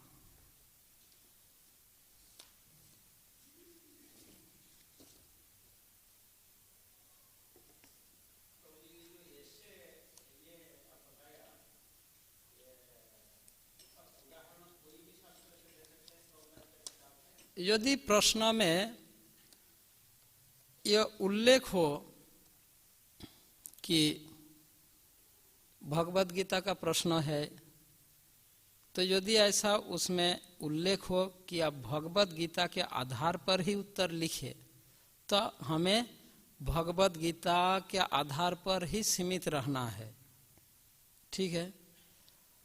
और यदि ऐसा उल्लेख न रहे, हम किसी भी शास्त्र के उदाहरण दे सकते हैं, ठीक है, किसी भी शास्त्र के। और व्यवहारिक उदाहरण का तो कोई ये नहीं है। ज्यादातर ऐसा मेंशन नहीं रहता, कभी कभी मेंशन रहता है प्रश्न में, आपको भगवत गीता के आधार पर लिखना है, पर उदाहरण अन्य शास्त्रों का दिया जा सकता है, इसमें दिक्कत नहीं है। पर रेफरेंस, उद्धरण, कोटेशन अन्य शास्त्रों का नहीं होगा। यदि ऐसा मेंशन रहे, ज्यादातर प्रश्नों में मेंशन नहीं रहता, कभी कभी मेंशन किया जाता है कि आपको भगवत गीता इस अध्याय के इस श्लोक से इस श्लोक तक इसके आधार पर उत्तर लिखना है ना। तब तो जो कोटेशन आएगा शास्त्र का तो उन्हीं में सीमित रहना चाहिए। और यदि ऐसा मेंशन न रहे, तब कोटेशन भी अन्य शास्त्रों का, चैतन्य चरितामृत, भागवत या पुराणों का कोटेशन तो आप दे सकते हो। और उदाहरण, एग्जाम्पल किसी भी शास्त्र के आप दे सकते हैं, किसी भी शास्त्र के दे सकते हैं, कोई दिक्कत नहीं। उदाहरण में कोई दिक्कत नहीं, पर उद्धरण में रेफरेंस के लिए, कोटेशन के लिए कोट कर रहे हैं और वहां मेंशन है, तो उसी में सीमित रहना है, ठीक है।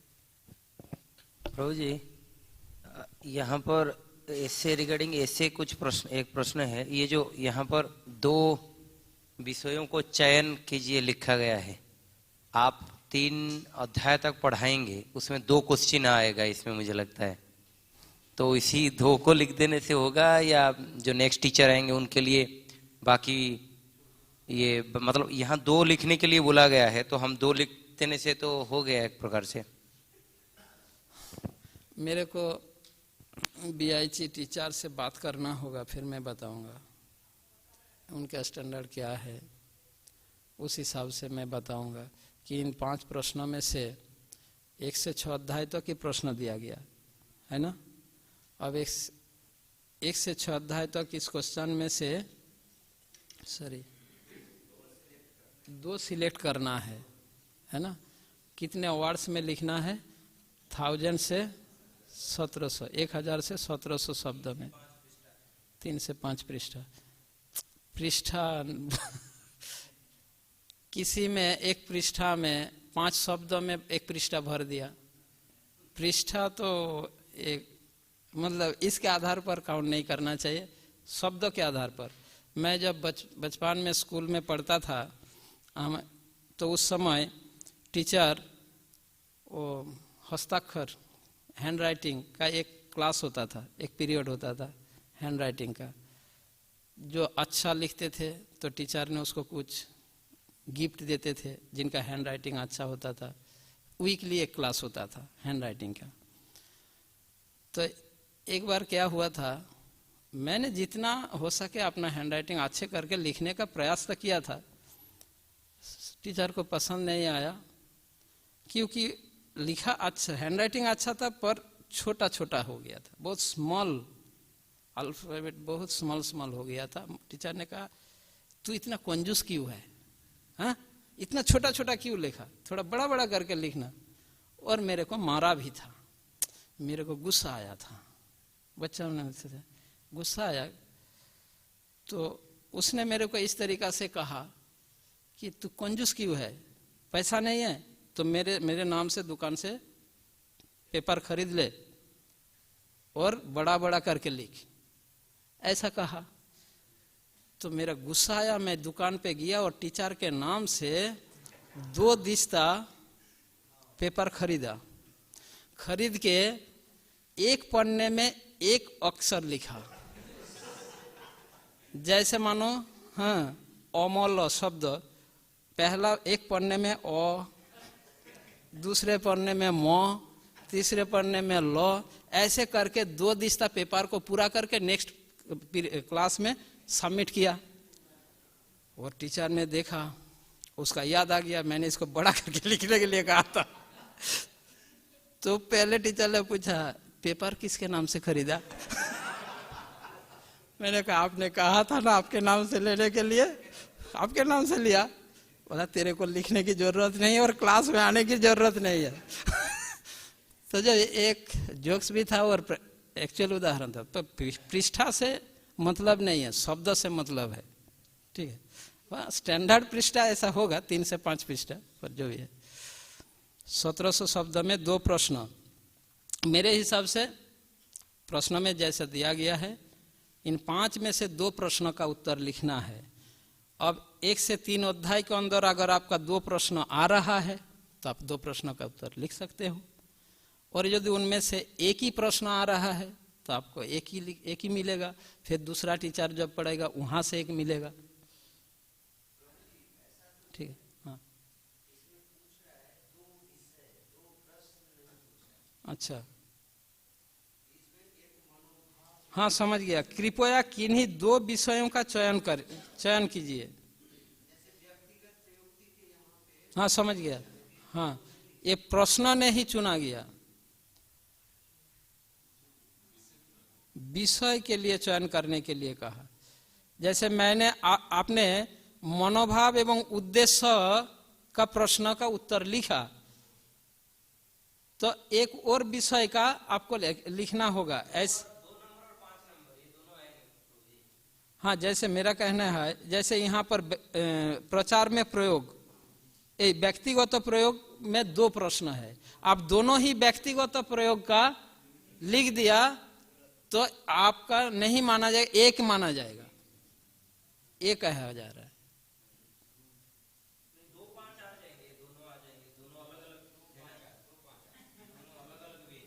1-2 भी हो सकता है, 2-5 भी हो सकता है।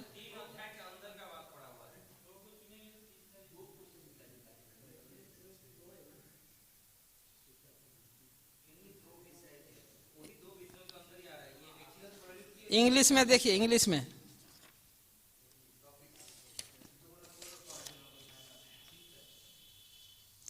Please select any 2 of the following topics. हाँ, तो ये 2 एम के लिए ही कह रहे हैं।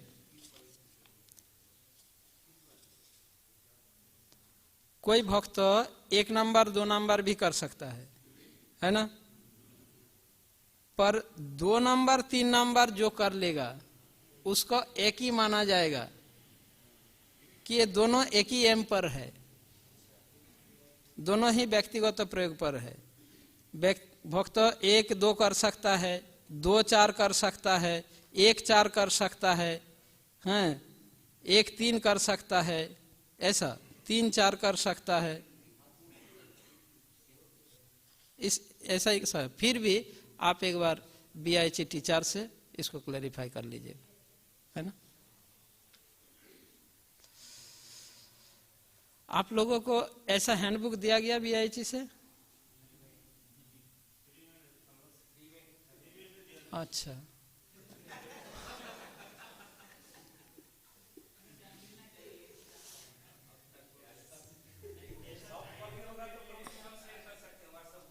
हाँ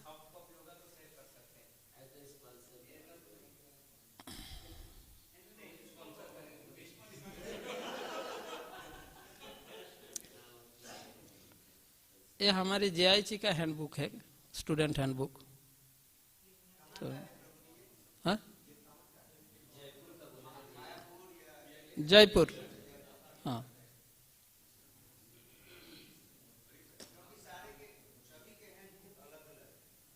सिलेबस में थोड़ा अंतर है।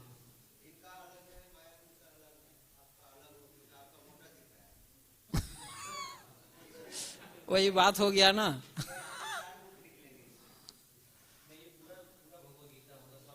नहीं, ये सारे सारे मतलब सभी का है, गीता, उपदेशामृत, भक्ति रसामृत सिंधु, इस सभी का है।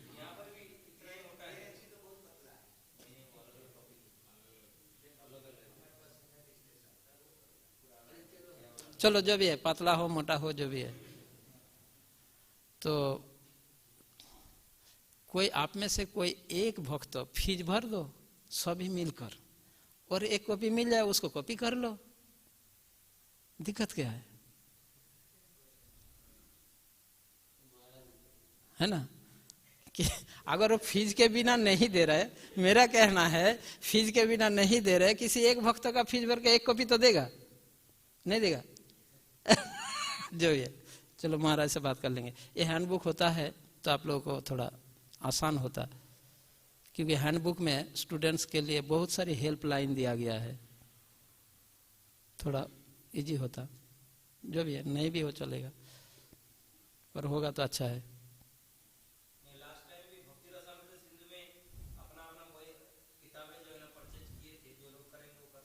हाँ, तब तो ठीक है, कर सकते। ठीक है, हरे कृष्णा।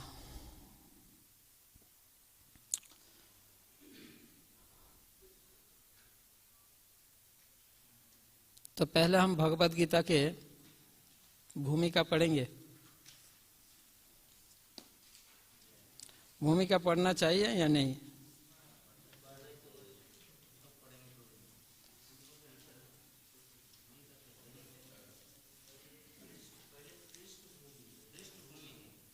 पहले आमुख,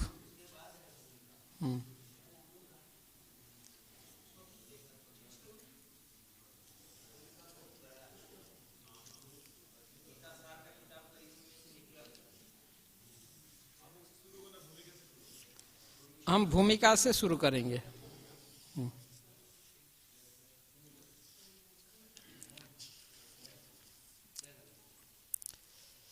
तो आप सभी से यह रिक्वेस्ट है, जब जब टाइम मिले आपको, ये भूमिका बहुत लंबी है। आप में से कितने भक्त भूमिका को कम से कम एक बार रीड कर चुके हैं, पढ़े हैं? ऑलमोस्ट कम से कम 1-2 बार पढ़ना चाहिए, मिनिमम 2 बार पढ़ना चाहिए भूमिका को। तो किसी भी पुस्तक के भूमिका में ऑथर, राइटर जो है, इस पुस्तक में क्या है, इसका विषय वस्तु क्या है, उसको संक्षिप्त समराइज रूप में वो प्रस्तुत किया जाता है भूमिका में, कि यह पुस्तक किस विषय में वर्णन है, किन किन विषयों में इसका चर्चाएं हैं। उसका संक्षिप्त रूप ही भूमिका होता है। भूमिका पढ़ने से पुस्तक की विषय वस्तु के संबंध में ज्ञात हुआ जाता है, जाना जाता है, जिसे पढ़ने के बाद, भूमिका पढ़ने के बाद विषयों को समझने में आसान होता है। इसलिए भूमिका अत्यंत महत्वपूर्ण है। तो प्रभुपाद भगवत गीता के जो भूमिका बहुत ही विस्तार रूप से यह भूमिका दिए हैं, इसके पीछे कोई कारण है। उनमें से एक कारण, संसार में भगवत गीता का अनेक संस्करण हो चुका है। बहुत से ज्ञानी, विद्वान, पंडित, टीकाकार ये भगवत गीता की व्याख्या किए हैं। इतने भगवत गीता के व्याख्या, इतने पुस्तकें होते हुए भी प्रभुपाद जी और भगवत गीता का व्याख्या दिए हैं। इसका एक कारण जो भूमिका में प्रभुपाद जी ने उल्लेख किया है कि अब तक कोई एज इट इज यथारूप से भगवत गीता का व्याख्या नहीं दिए। यह एक कारण है। तो पहले हम भगवत गीता की भूमिका में प्रभुपाद किन किन विषयों का उल्लेख किया, उसका हम एक लिस्ट आउट करेंगे। वो लिस्ट को आप सामने रख के जब भूमिका पढ़ेंगे तो आप में भूमिका का क्लैरिटी आ जाएगा। कोई भक्त आएंगे तो लिस्ट लिखे या मैं बोलते जाऊं, आप नोट करेंगे, दोनों में से कोई एक। क्योंकि मैं बोलते जाऊं, आप सभी लोग लिखेंगे। कोई स्लो है, कोई फास्ट है, कोई लिख पाएगा, कोई नहीं लिख पाएगा। और यहाँ अगर लिखते जाए वो बाद में भी, जो स्लो है वो बाद में भी लिख पाएंगे। हाँ, लिखने वाला कोई नहीं है? मैं नहीं तो मुझे लिखना पड़ेगा।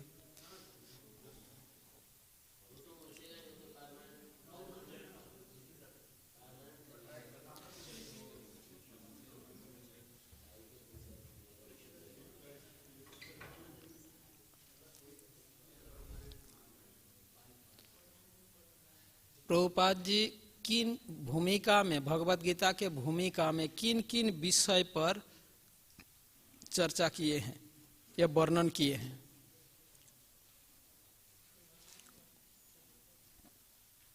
अगर इन विषय, इन लिस्ट को सामने रख के आप पढ़ेंगे, भूमिका के ऊपर जो भी प्रश्न दिया गया आपका क्लोज बुक का, आपका सारे आंसर आप खुद ही निकाल लोगे। उसके लिए ये लिस्ट जरूरी है। ये लिस्ट सामने रख के आपको पढ़ना होगा।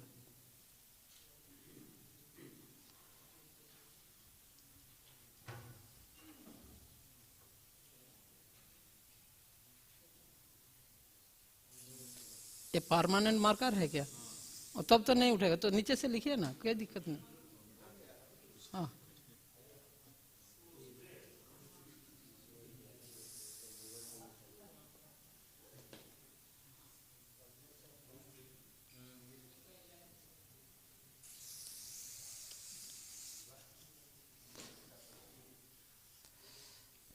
कुछ ना कुछ उपाय तो निकाल ही जाता है।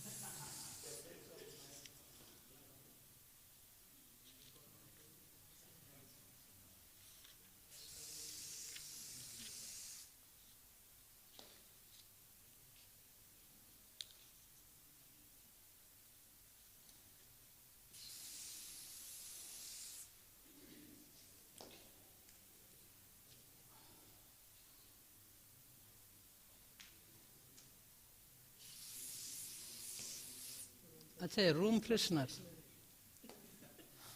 इसमें एसिड होता होगा, अल्कोहल।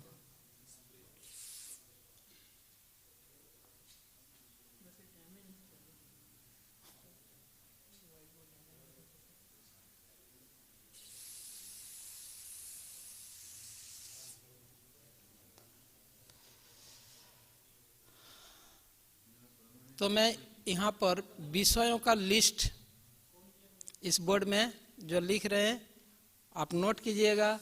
और भूमिका को इससे पहले आप पढ़े हैं पर आपको याद नहीं है, एक दो विषय याद होगा, 3-4 विषय याद होगा कि इन विषयों पर प्रभुपाद ने यहाँ पर लिखे हैं। पर यदि आप एक बार इस लिस्ट को आप नोटबुक में सामने रख के एक बार भूमिका को पढ़ेंगे ना, तो आपके पूरा क्लैरिटी आएगा। और इस भूमिका के ऊपर जो भी क्लोज बुक का प्रश्न है आप खुद ही ढूंढ लोगे कि कहाँ पे इसका आंसर है और क्या आंसर है।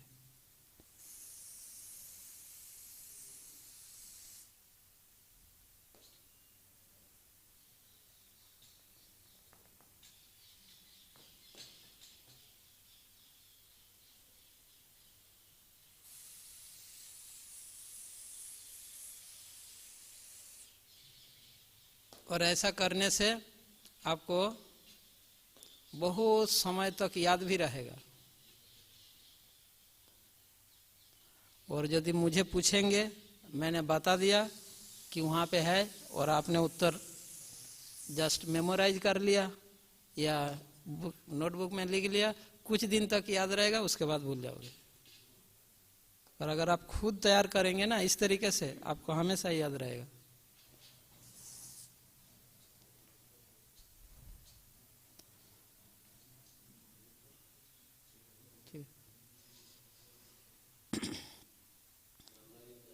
हाँ, ऊपर आप हेडलाइन में लिखिए, श्रील प्रभुपाद भगवत गीता यथारूप पुस्तक के भूमिका में निम्न विषयों पर वर्णन किए हैं।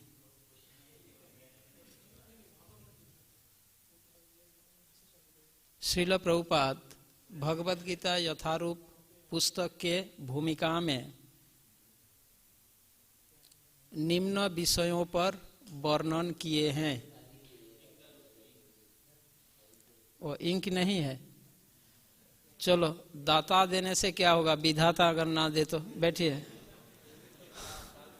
कभी कभी दाता हमें देते हैं, विधाता नहीं देना चाहते तो हमें प्राप्त नहीं होता है।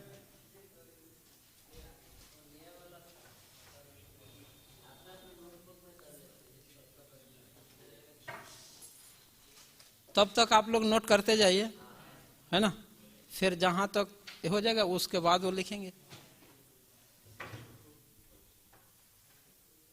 ऊपर लाइन लिख लिया आप लोग, श्रील प्रभुपाद भगवत गीता यथारूप पुस्तक के भूमिका में निम्न विषयों पर वर्णन किए हैं। अब नंबर 1, भगवान कौन है, उनका स्वरूप क्या है। जो पढ़ा है भूमिका उसको याद आ जाएगा, हाँ ये बात वहां पर है। अगर नहीं भी पढ़ा हो, आप इस लिस्ट को सामने रख के पढ़ोगे तो आपको पता चल जाएगा, हाँ इस विषय पर प्रभुपाद बता रहे हैं। भगवान कौन है, उनका स्वरूप क्या है। नंबर 2, देव देवी निराकार ब्रह्म तथा परमेश्वर भगवान श्री कृष्ण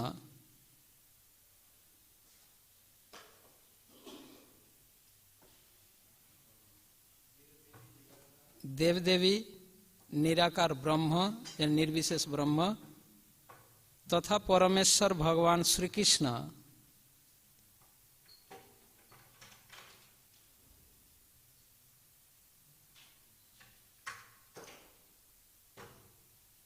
इनके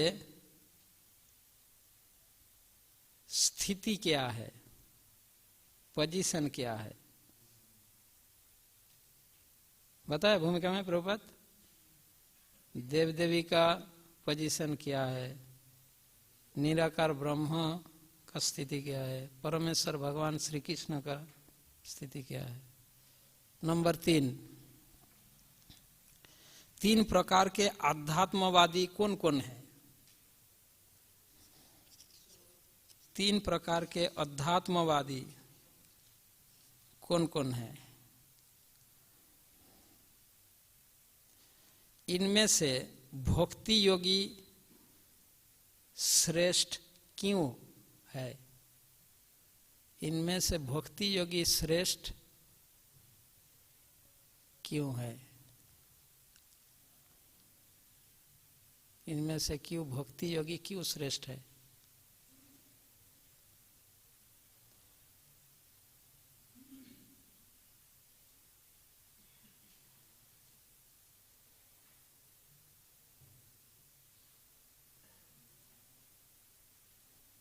हो गया।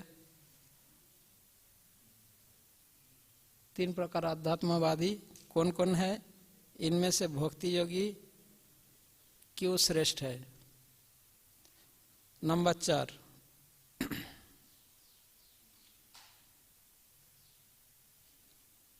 श्री कृष्ण ही परमेश्वर भगवान है, यह भगवत गीता में किस प्रकार संस्तुति हुई है। श्री कृष्ण ही परमेश्वर भगवान है,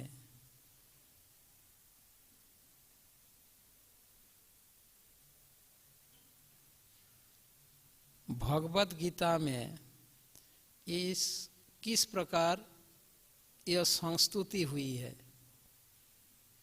भूमिका में प्रभुपाद जी ने बहुत सुंदर से एक्सप्लेन किया भगवत गीता के श्लोक को, शास्त्रों के श्लोक को उद्धृत करते हुए कि परमेश्वर भगवान श्री कृष्ण ही है और कोई नहीं।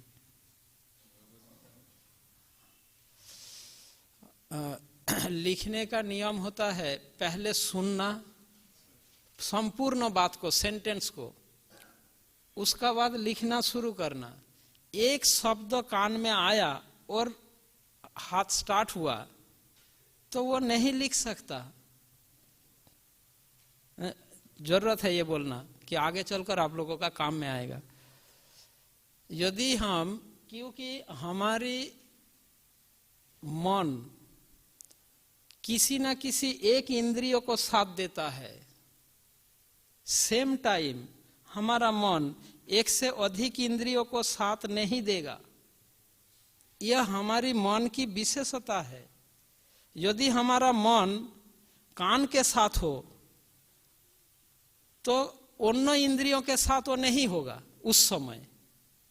यदि मन हाथ के साथ है तो अन्य इंद्रियों के साथ नहीं होगा।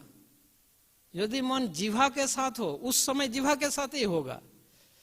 तो जिस कारण कभी कभी व्यक्ति, मान लीजिए टीवी में कुछ, टीवी के स्क्रीन में कुछ प्रोग्राम देख रहा है और सेम टाइम वो कुछ खा रहा है। अगर उसका मन आंखों के साथ होगा तो वो क्या खा रहा है कोई टेस्ट नहीं मिलेगा।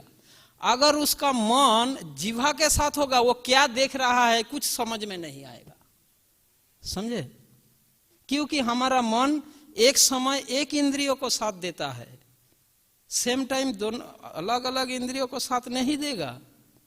तो इसीलिए पहले हमें पूरा बात को सुनना है तो मन पूरा कान के साथ होगा और उसके बाद लिखना शुरू करेंगे तो मन हाथ के साथ रहेगा और आप पूरा सेंटेंस लिख पाओगे। और एक शब्द कान में आया और लिखना शुरू किया, मन कहाँ गया? कान को छोड़कर वहां चला गया और बाकी शब्द मैंने जो बोला वो आपके पास पहुंचा ही नहीं, इसीलिए आप नहीं लिख पा रहे हो।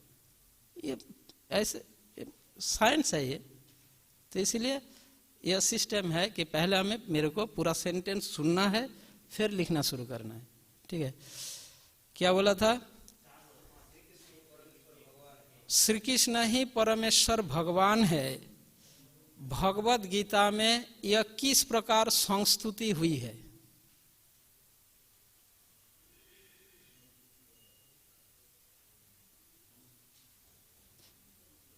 और इसी कारण एक्सीडेंट होता है। जब ड्राइवर का मन मानो वो किसी से बात कर रहा हो, आंखें तो खुला है, फिर भी जाके टकरा देता है। क्यों? उसका मन आंखों के साथ है ही नहीं, कान के साथ है। वो देखते हुए भी बड़ा खंबा दिख रहा है, फिर भी जाकर टकरा देता है ड्राइविंग करते समय, क्योंकि हमारा मन एक समय एक इंद्रियों को साथ देता है। नेक्स्ट पॉइंट नंबर 5, चेतना क्या है, इसका स्रोत क्या है।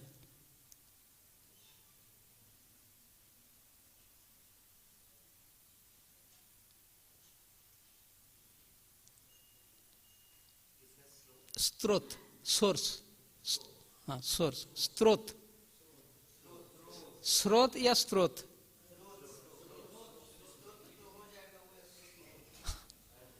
जब स्रोत, इसका सोर्स क्या है।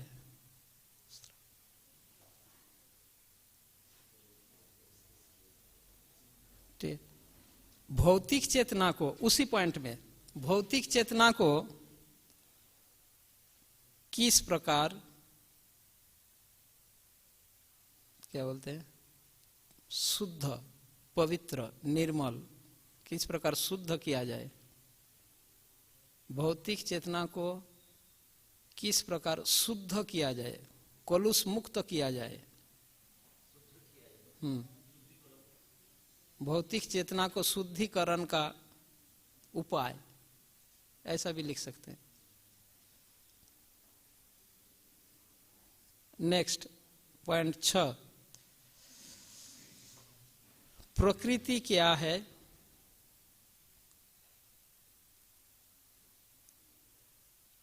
कितने प्रकार के हैं,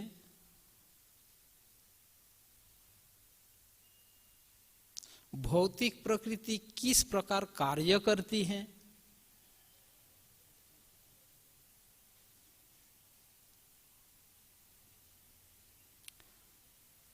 और भौतिक, उसी पॉइंट में कितना लिखा, हाँ, कितने प्रकार की है, भौतिक प्रकृति किस प्रकार कार्य करती है,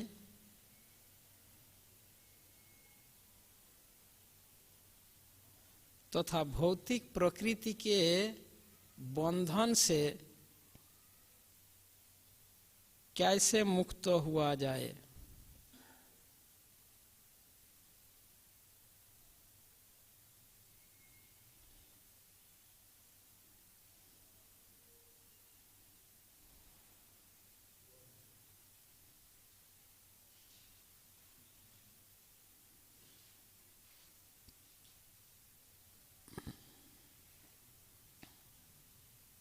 हो गया।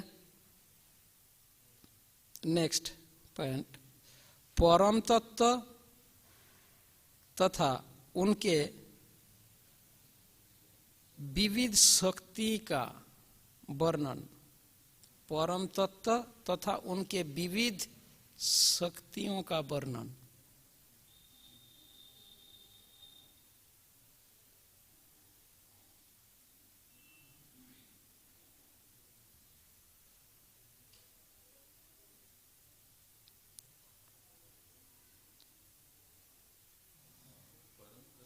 परम तत्व तथा उनके विविध शक्तियों का वर्णन।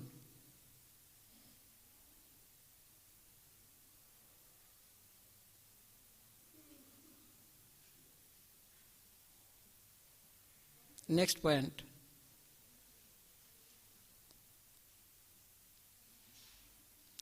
इंद्रिय लब्ध ज्ञान तथा वैदिक ज्ञान में क्या अंतर है।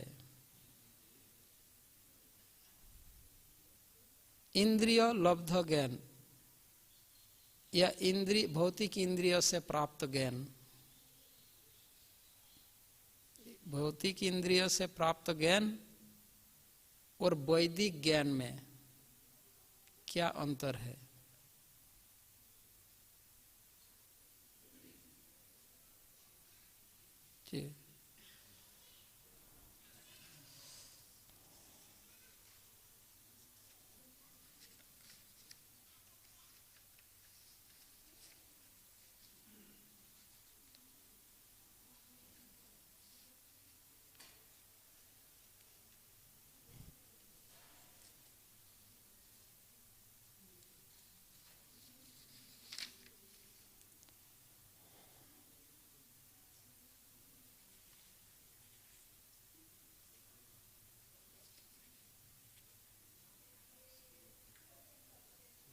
सनातन धाम क्या है? जीवों का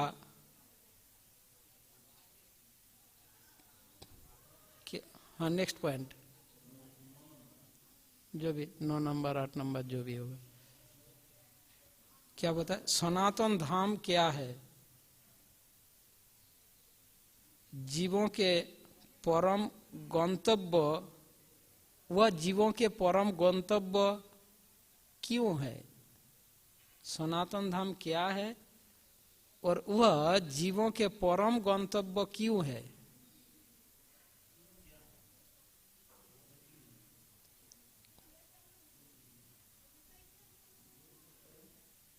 जीवों के परम गंतव्य, डेस्टिनेशन, जीवों का अल्टीमेट डेस्टिनेशन सनातन धाम को कहा जाता है। व्हाई, क्यों? नेक्स्ट, सनातन धर्म एवं अन्य समस्त धर्म में क्या अंतर है?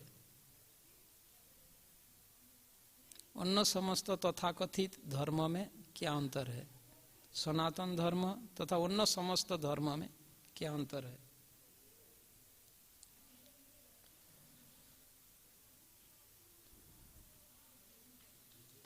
आध्यात्मिक जगत में जाने के लिए,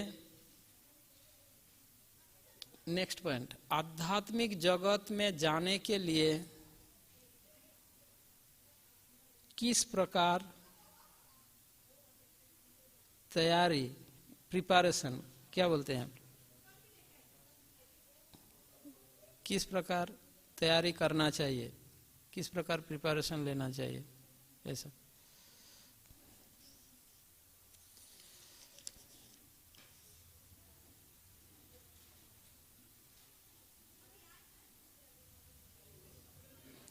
शरीर त्यागते समय श्री कृष्ण को स्मरण करने से क्या फल लाभ होता है?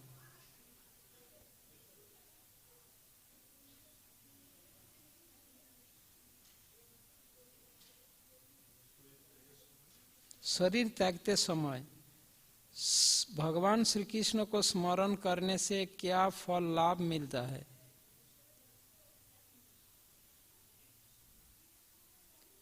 भगवान, नेक्स्ट पॉइंट, भगवान के अंतरंगा शक्ति तथा भौतिक शक्ति की विशेषताएं, अंतरंगा शक्ति एवं भौतिक शक्ति की विशेषताएं।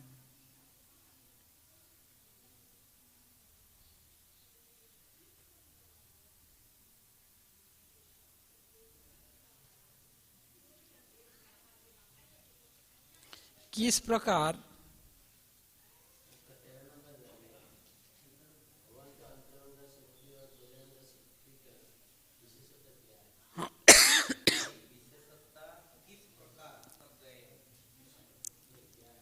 विशेषताएं क्या है?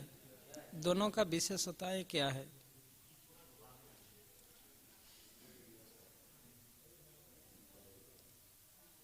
देवताओं के उपासक,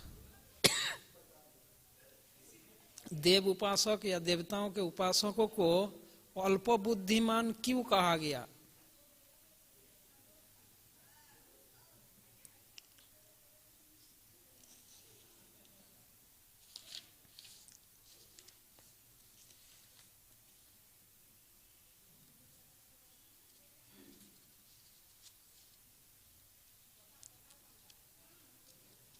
हो गया। नेक्स्ट,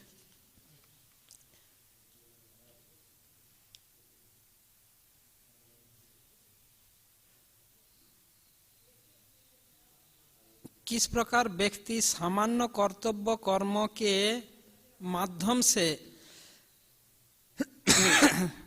कृष्ण भावना भावित बन सकता है?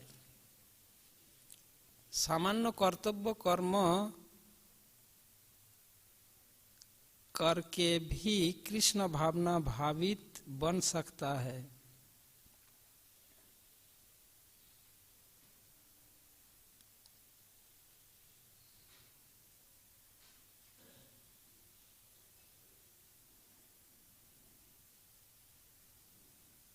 नेक्स्ट पॉइंट,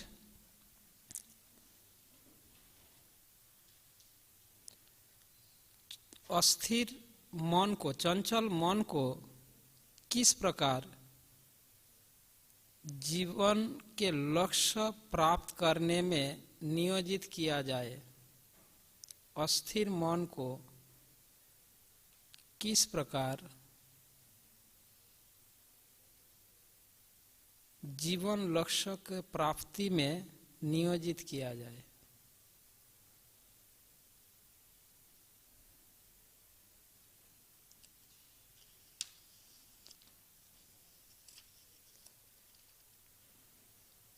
और भगवद गीता की कुछ महात्मा महिमा का वर्णन।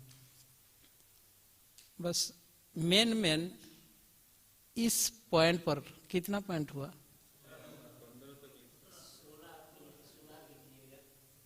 इसके अतिरिक्त और एक दो पॉइंट हो सकता है, आपको मिल जाएगा शायद पढ़ेंगे तो। भगवद गीता के महात्मा महिमा का वर्णन।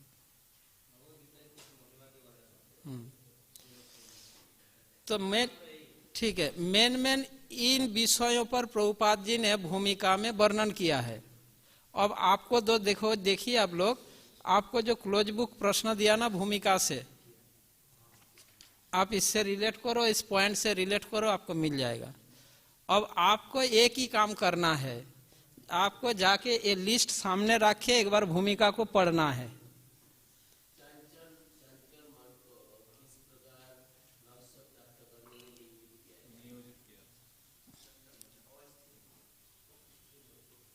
हाँ, इसमें एक पॉइंट और है, इसको उस पॉइंट को आपको यहां लिखना चाहिए जहां पे आपने ये लिखा है। देखिए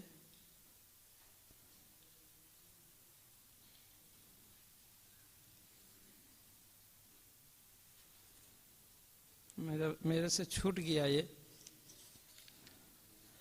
शुरुआत में 3-4 नंबर पॉइंट में क्या लिखा? अध्यात्मवादी।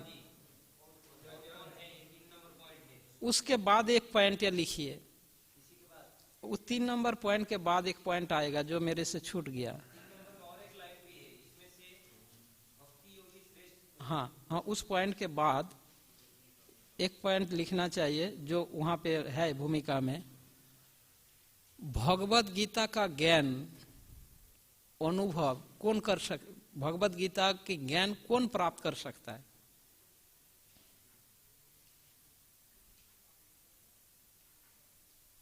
या भगवद गीता ज्ञान प्राप्ति का योग्यता, ऐसा भी लिख सकते हैं।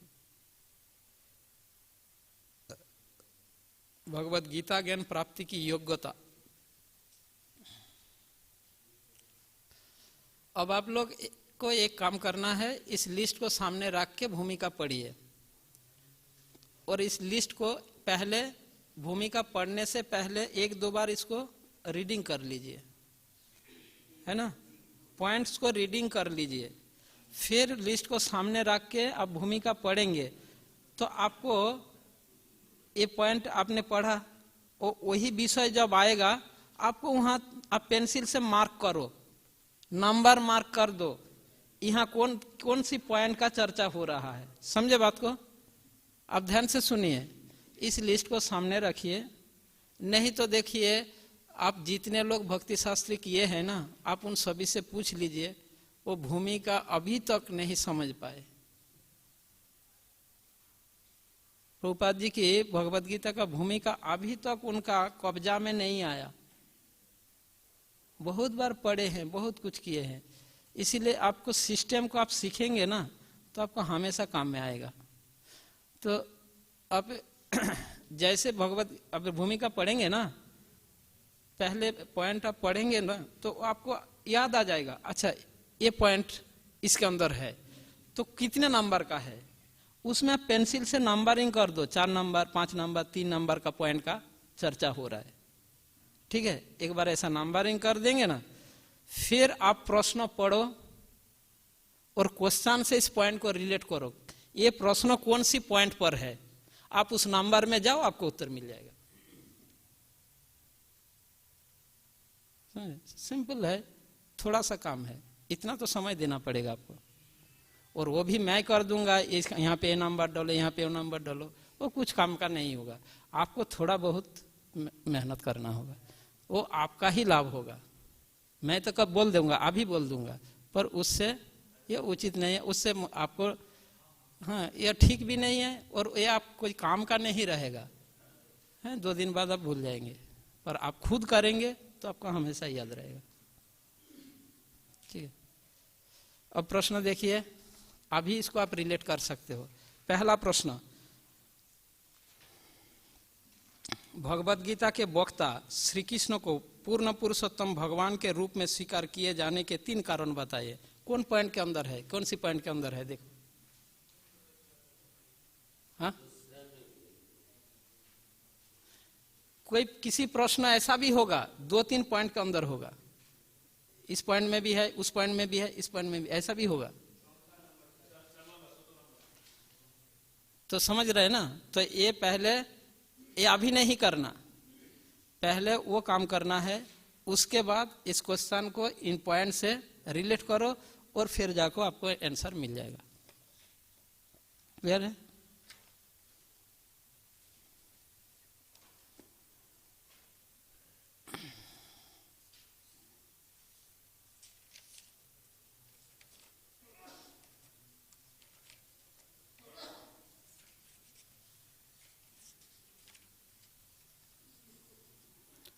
टाइम है 3:10 हो गया।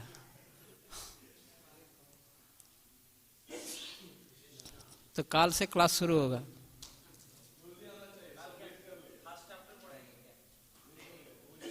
हाँ, इसके बाद फर्स्ट चैप्टर ही तो आएगा ना, भूमिका पढ़ाएंगे। आज तो मैं जस्ट आपको भूमिका पढ़ने का स्टाइल सिखाया, ठीक है। अब काल में भूमिका के ऊपर थोड़ा डिस्कस करूंगा और टाइम मिलेगा तो फर्स्ट चैप्टर स्टार्ट करूंगा। भूमिका पढ़ने का सिस्टम, स्टाइल बता दिया, कैसे आप पढ़ेंगे।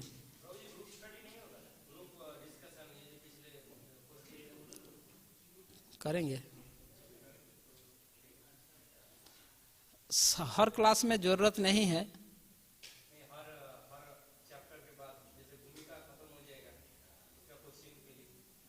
हाँ, मैं कह रहा हूँ प्रत्येक क्लास में जरूरत नहीं पड़ेगा, जब जब जरूरत पड़ेगा हम ग्रुप डिस्कशन या ड्रामा या डिबेट या कुछ भी इंटरेक्टिव वर्क होगा, वो टॉपिक्स के ऊपर डिपेंड करेगा।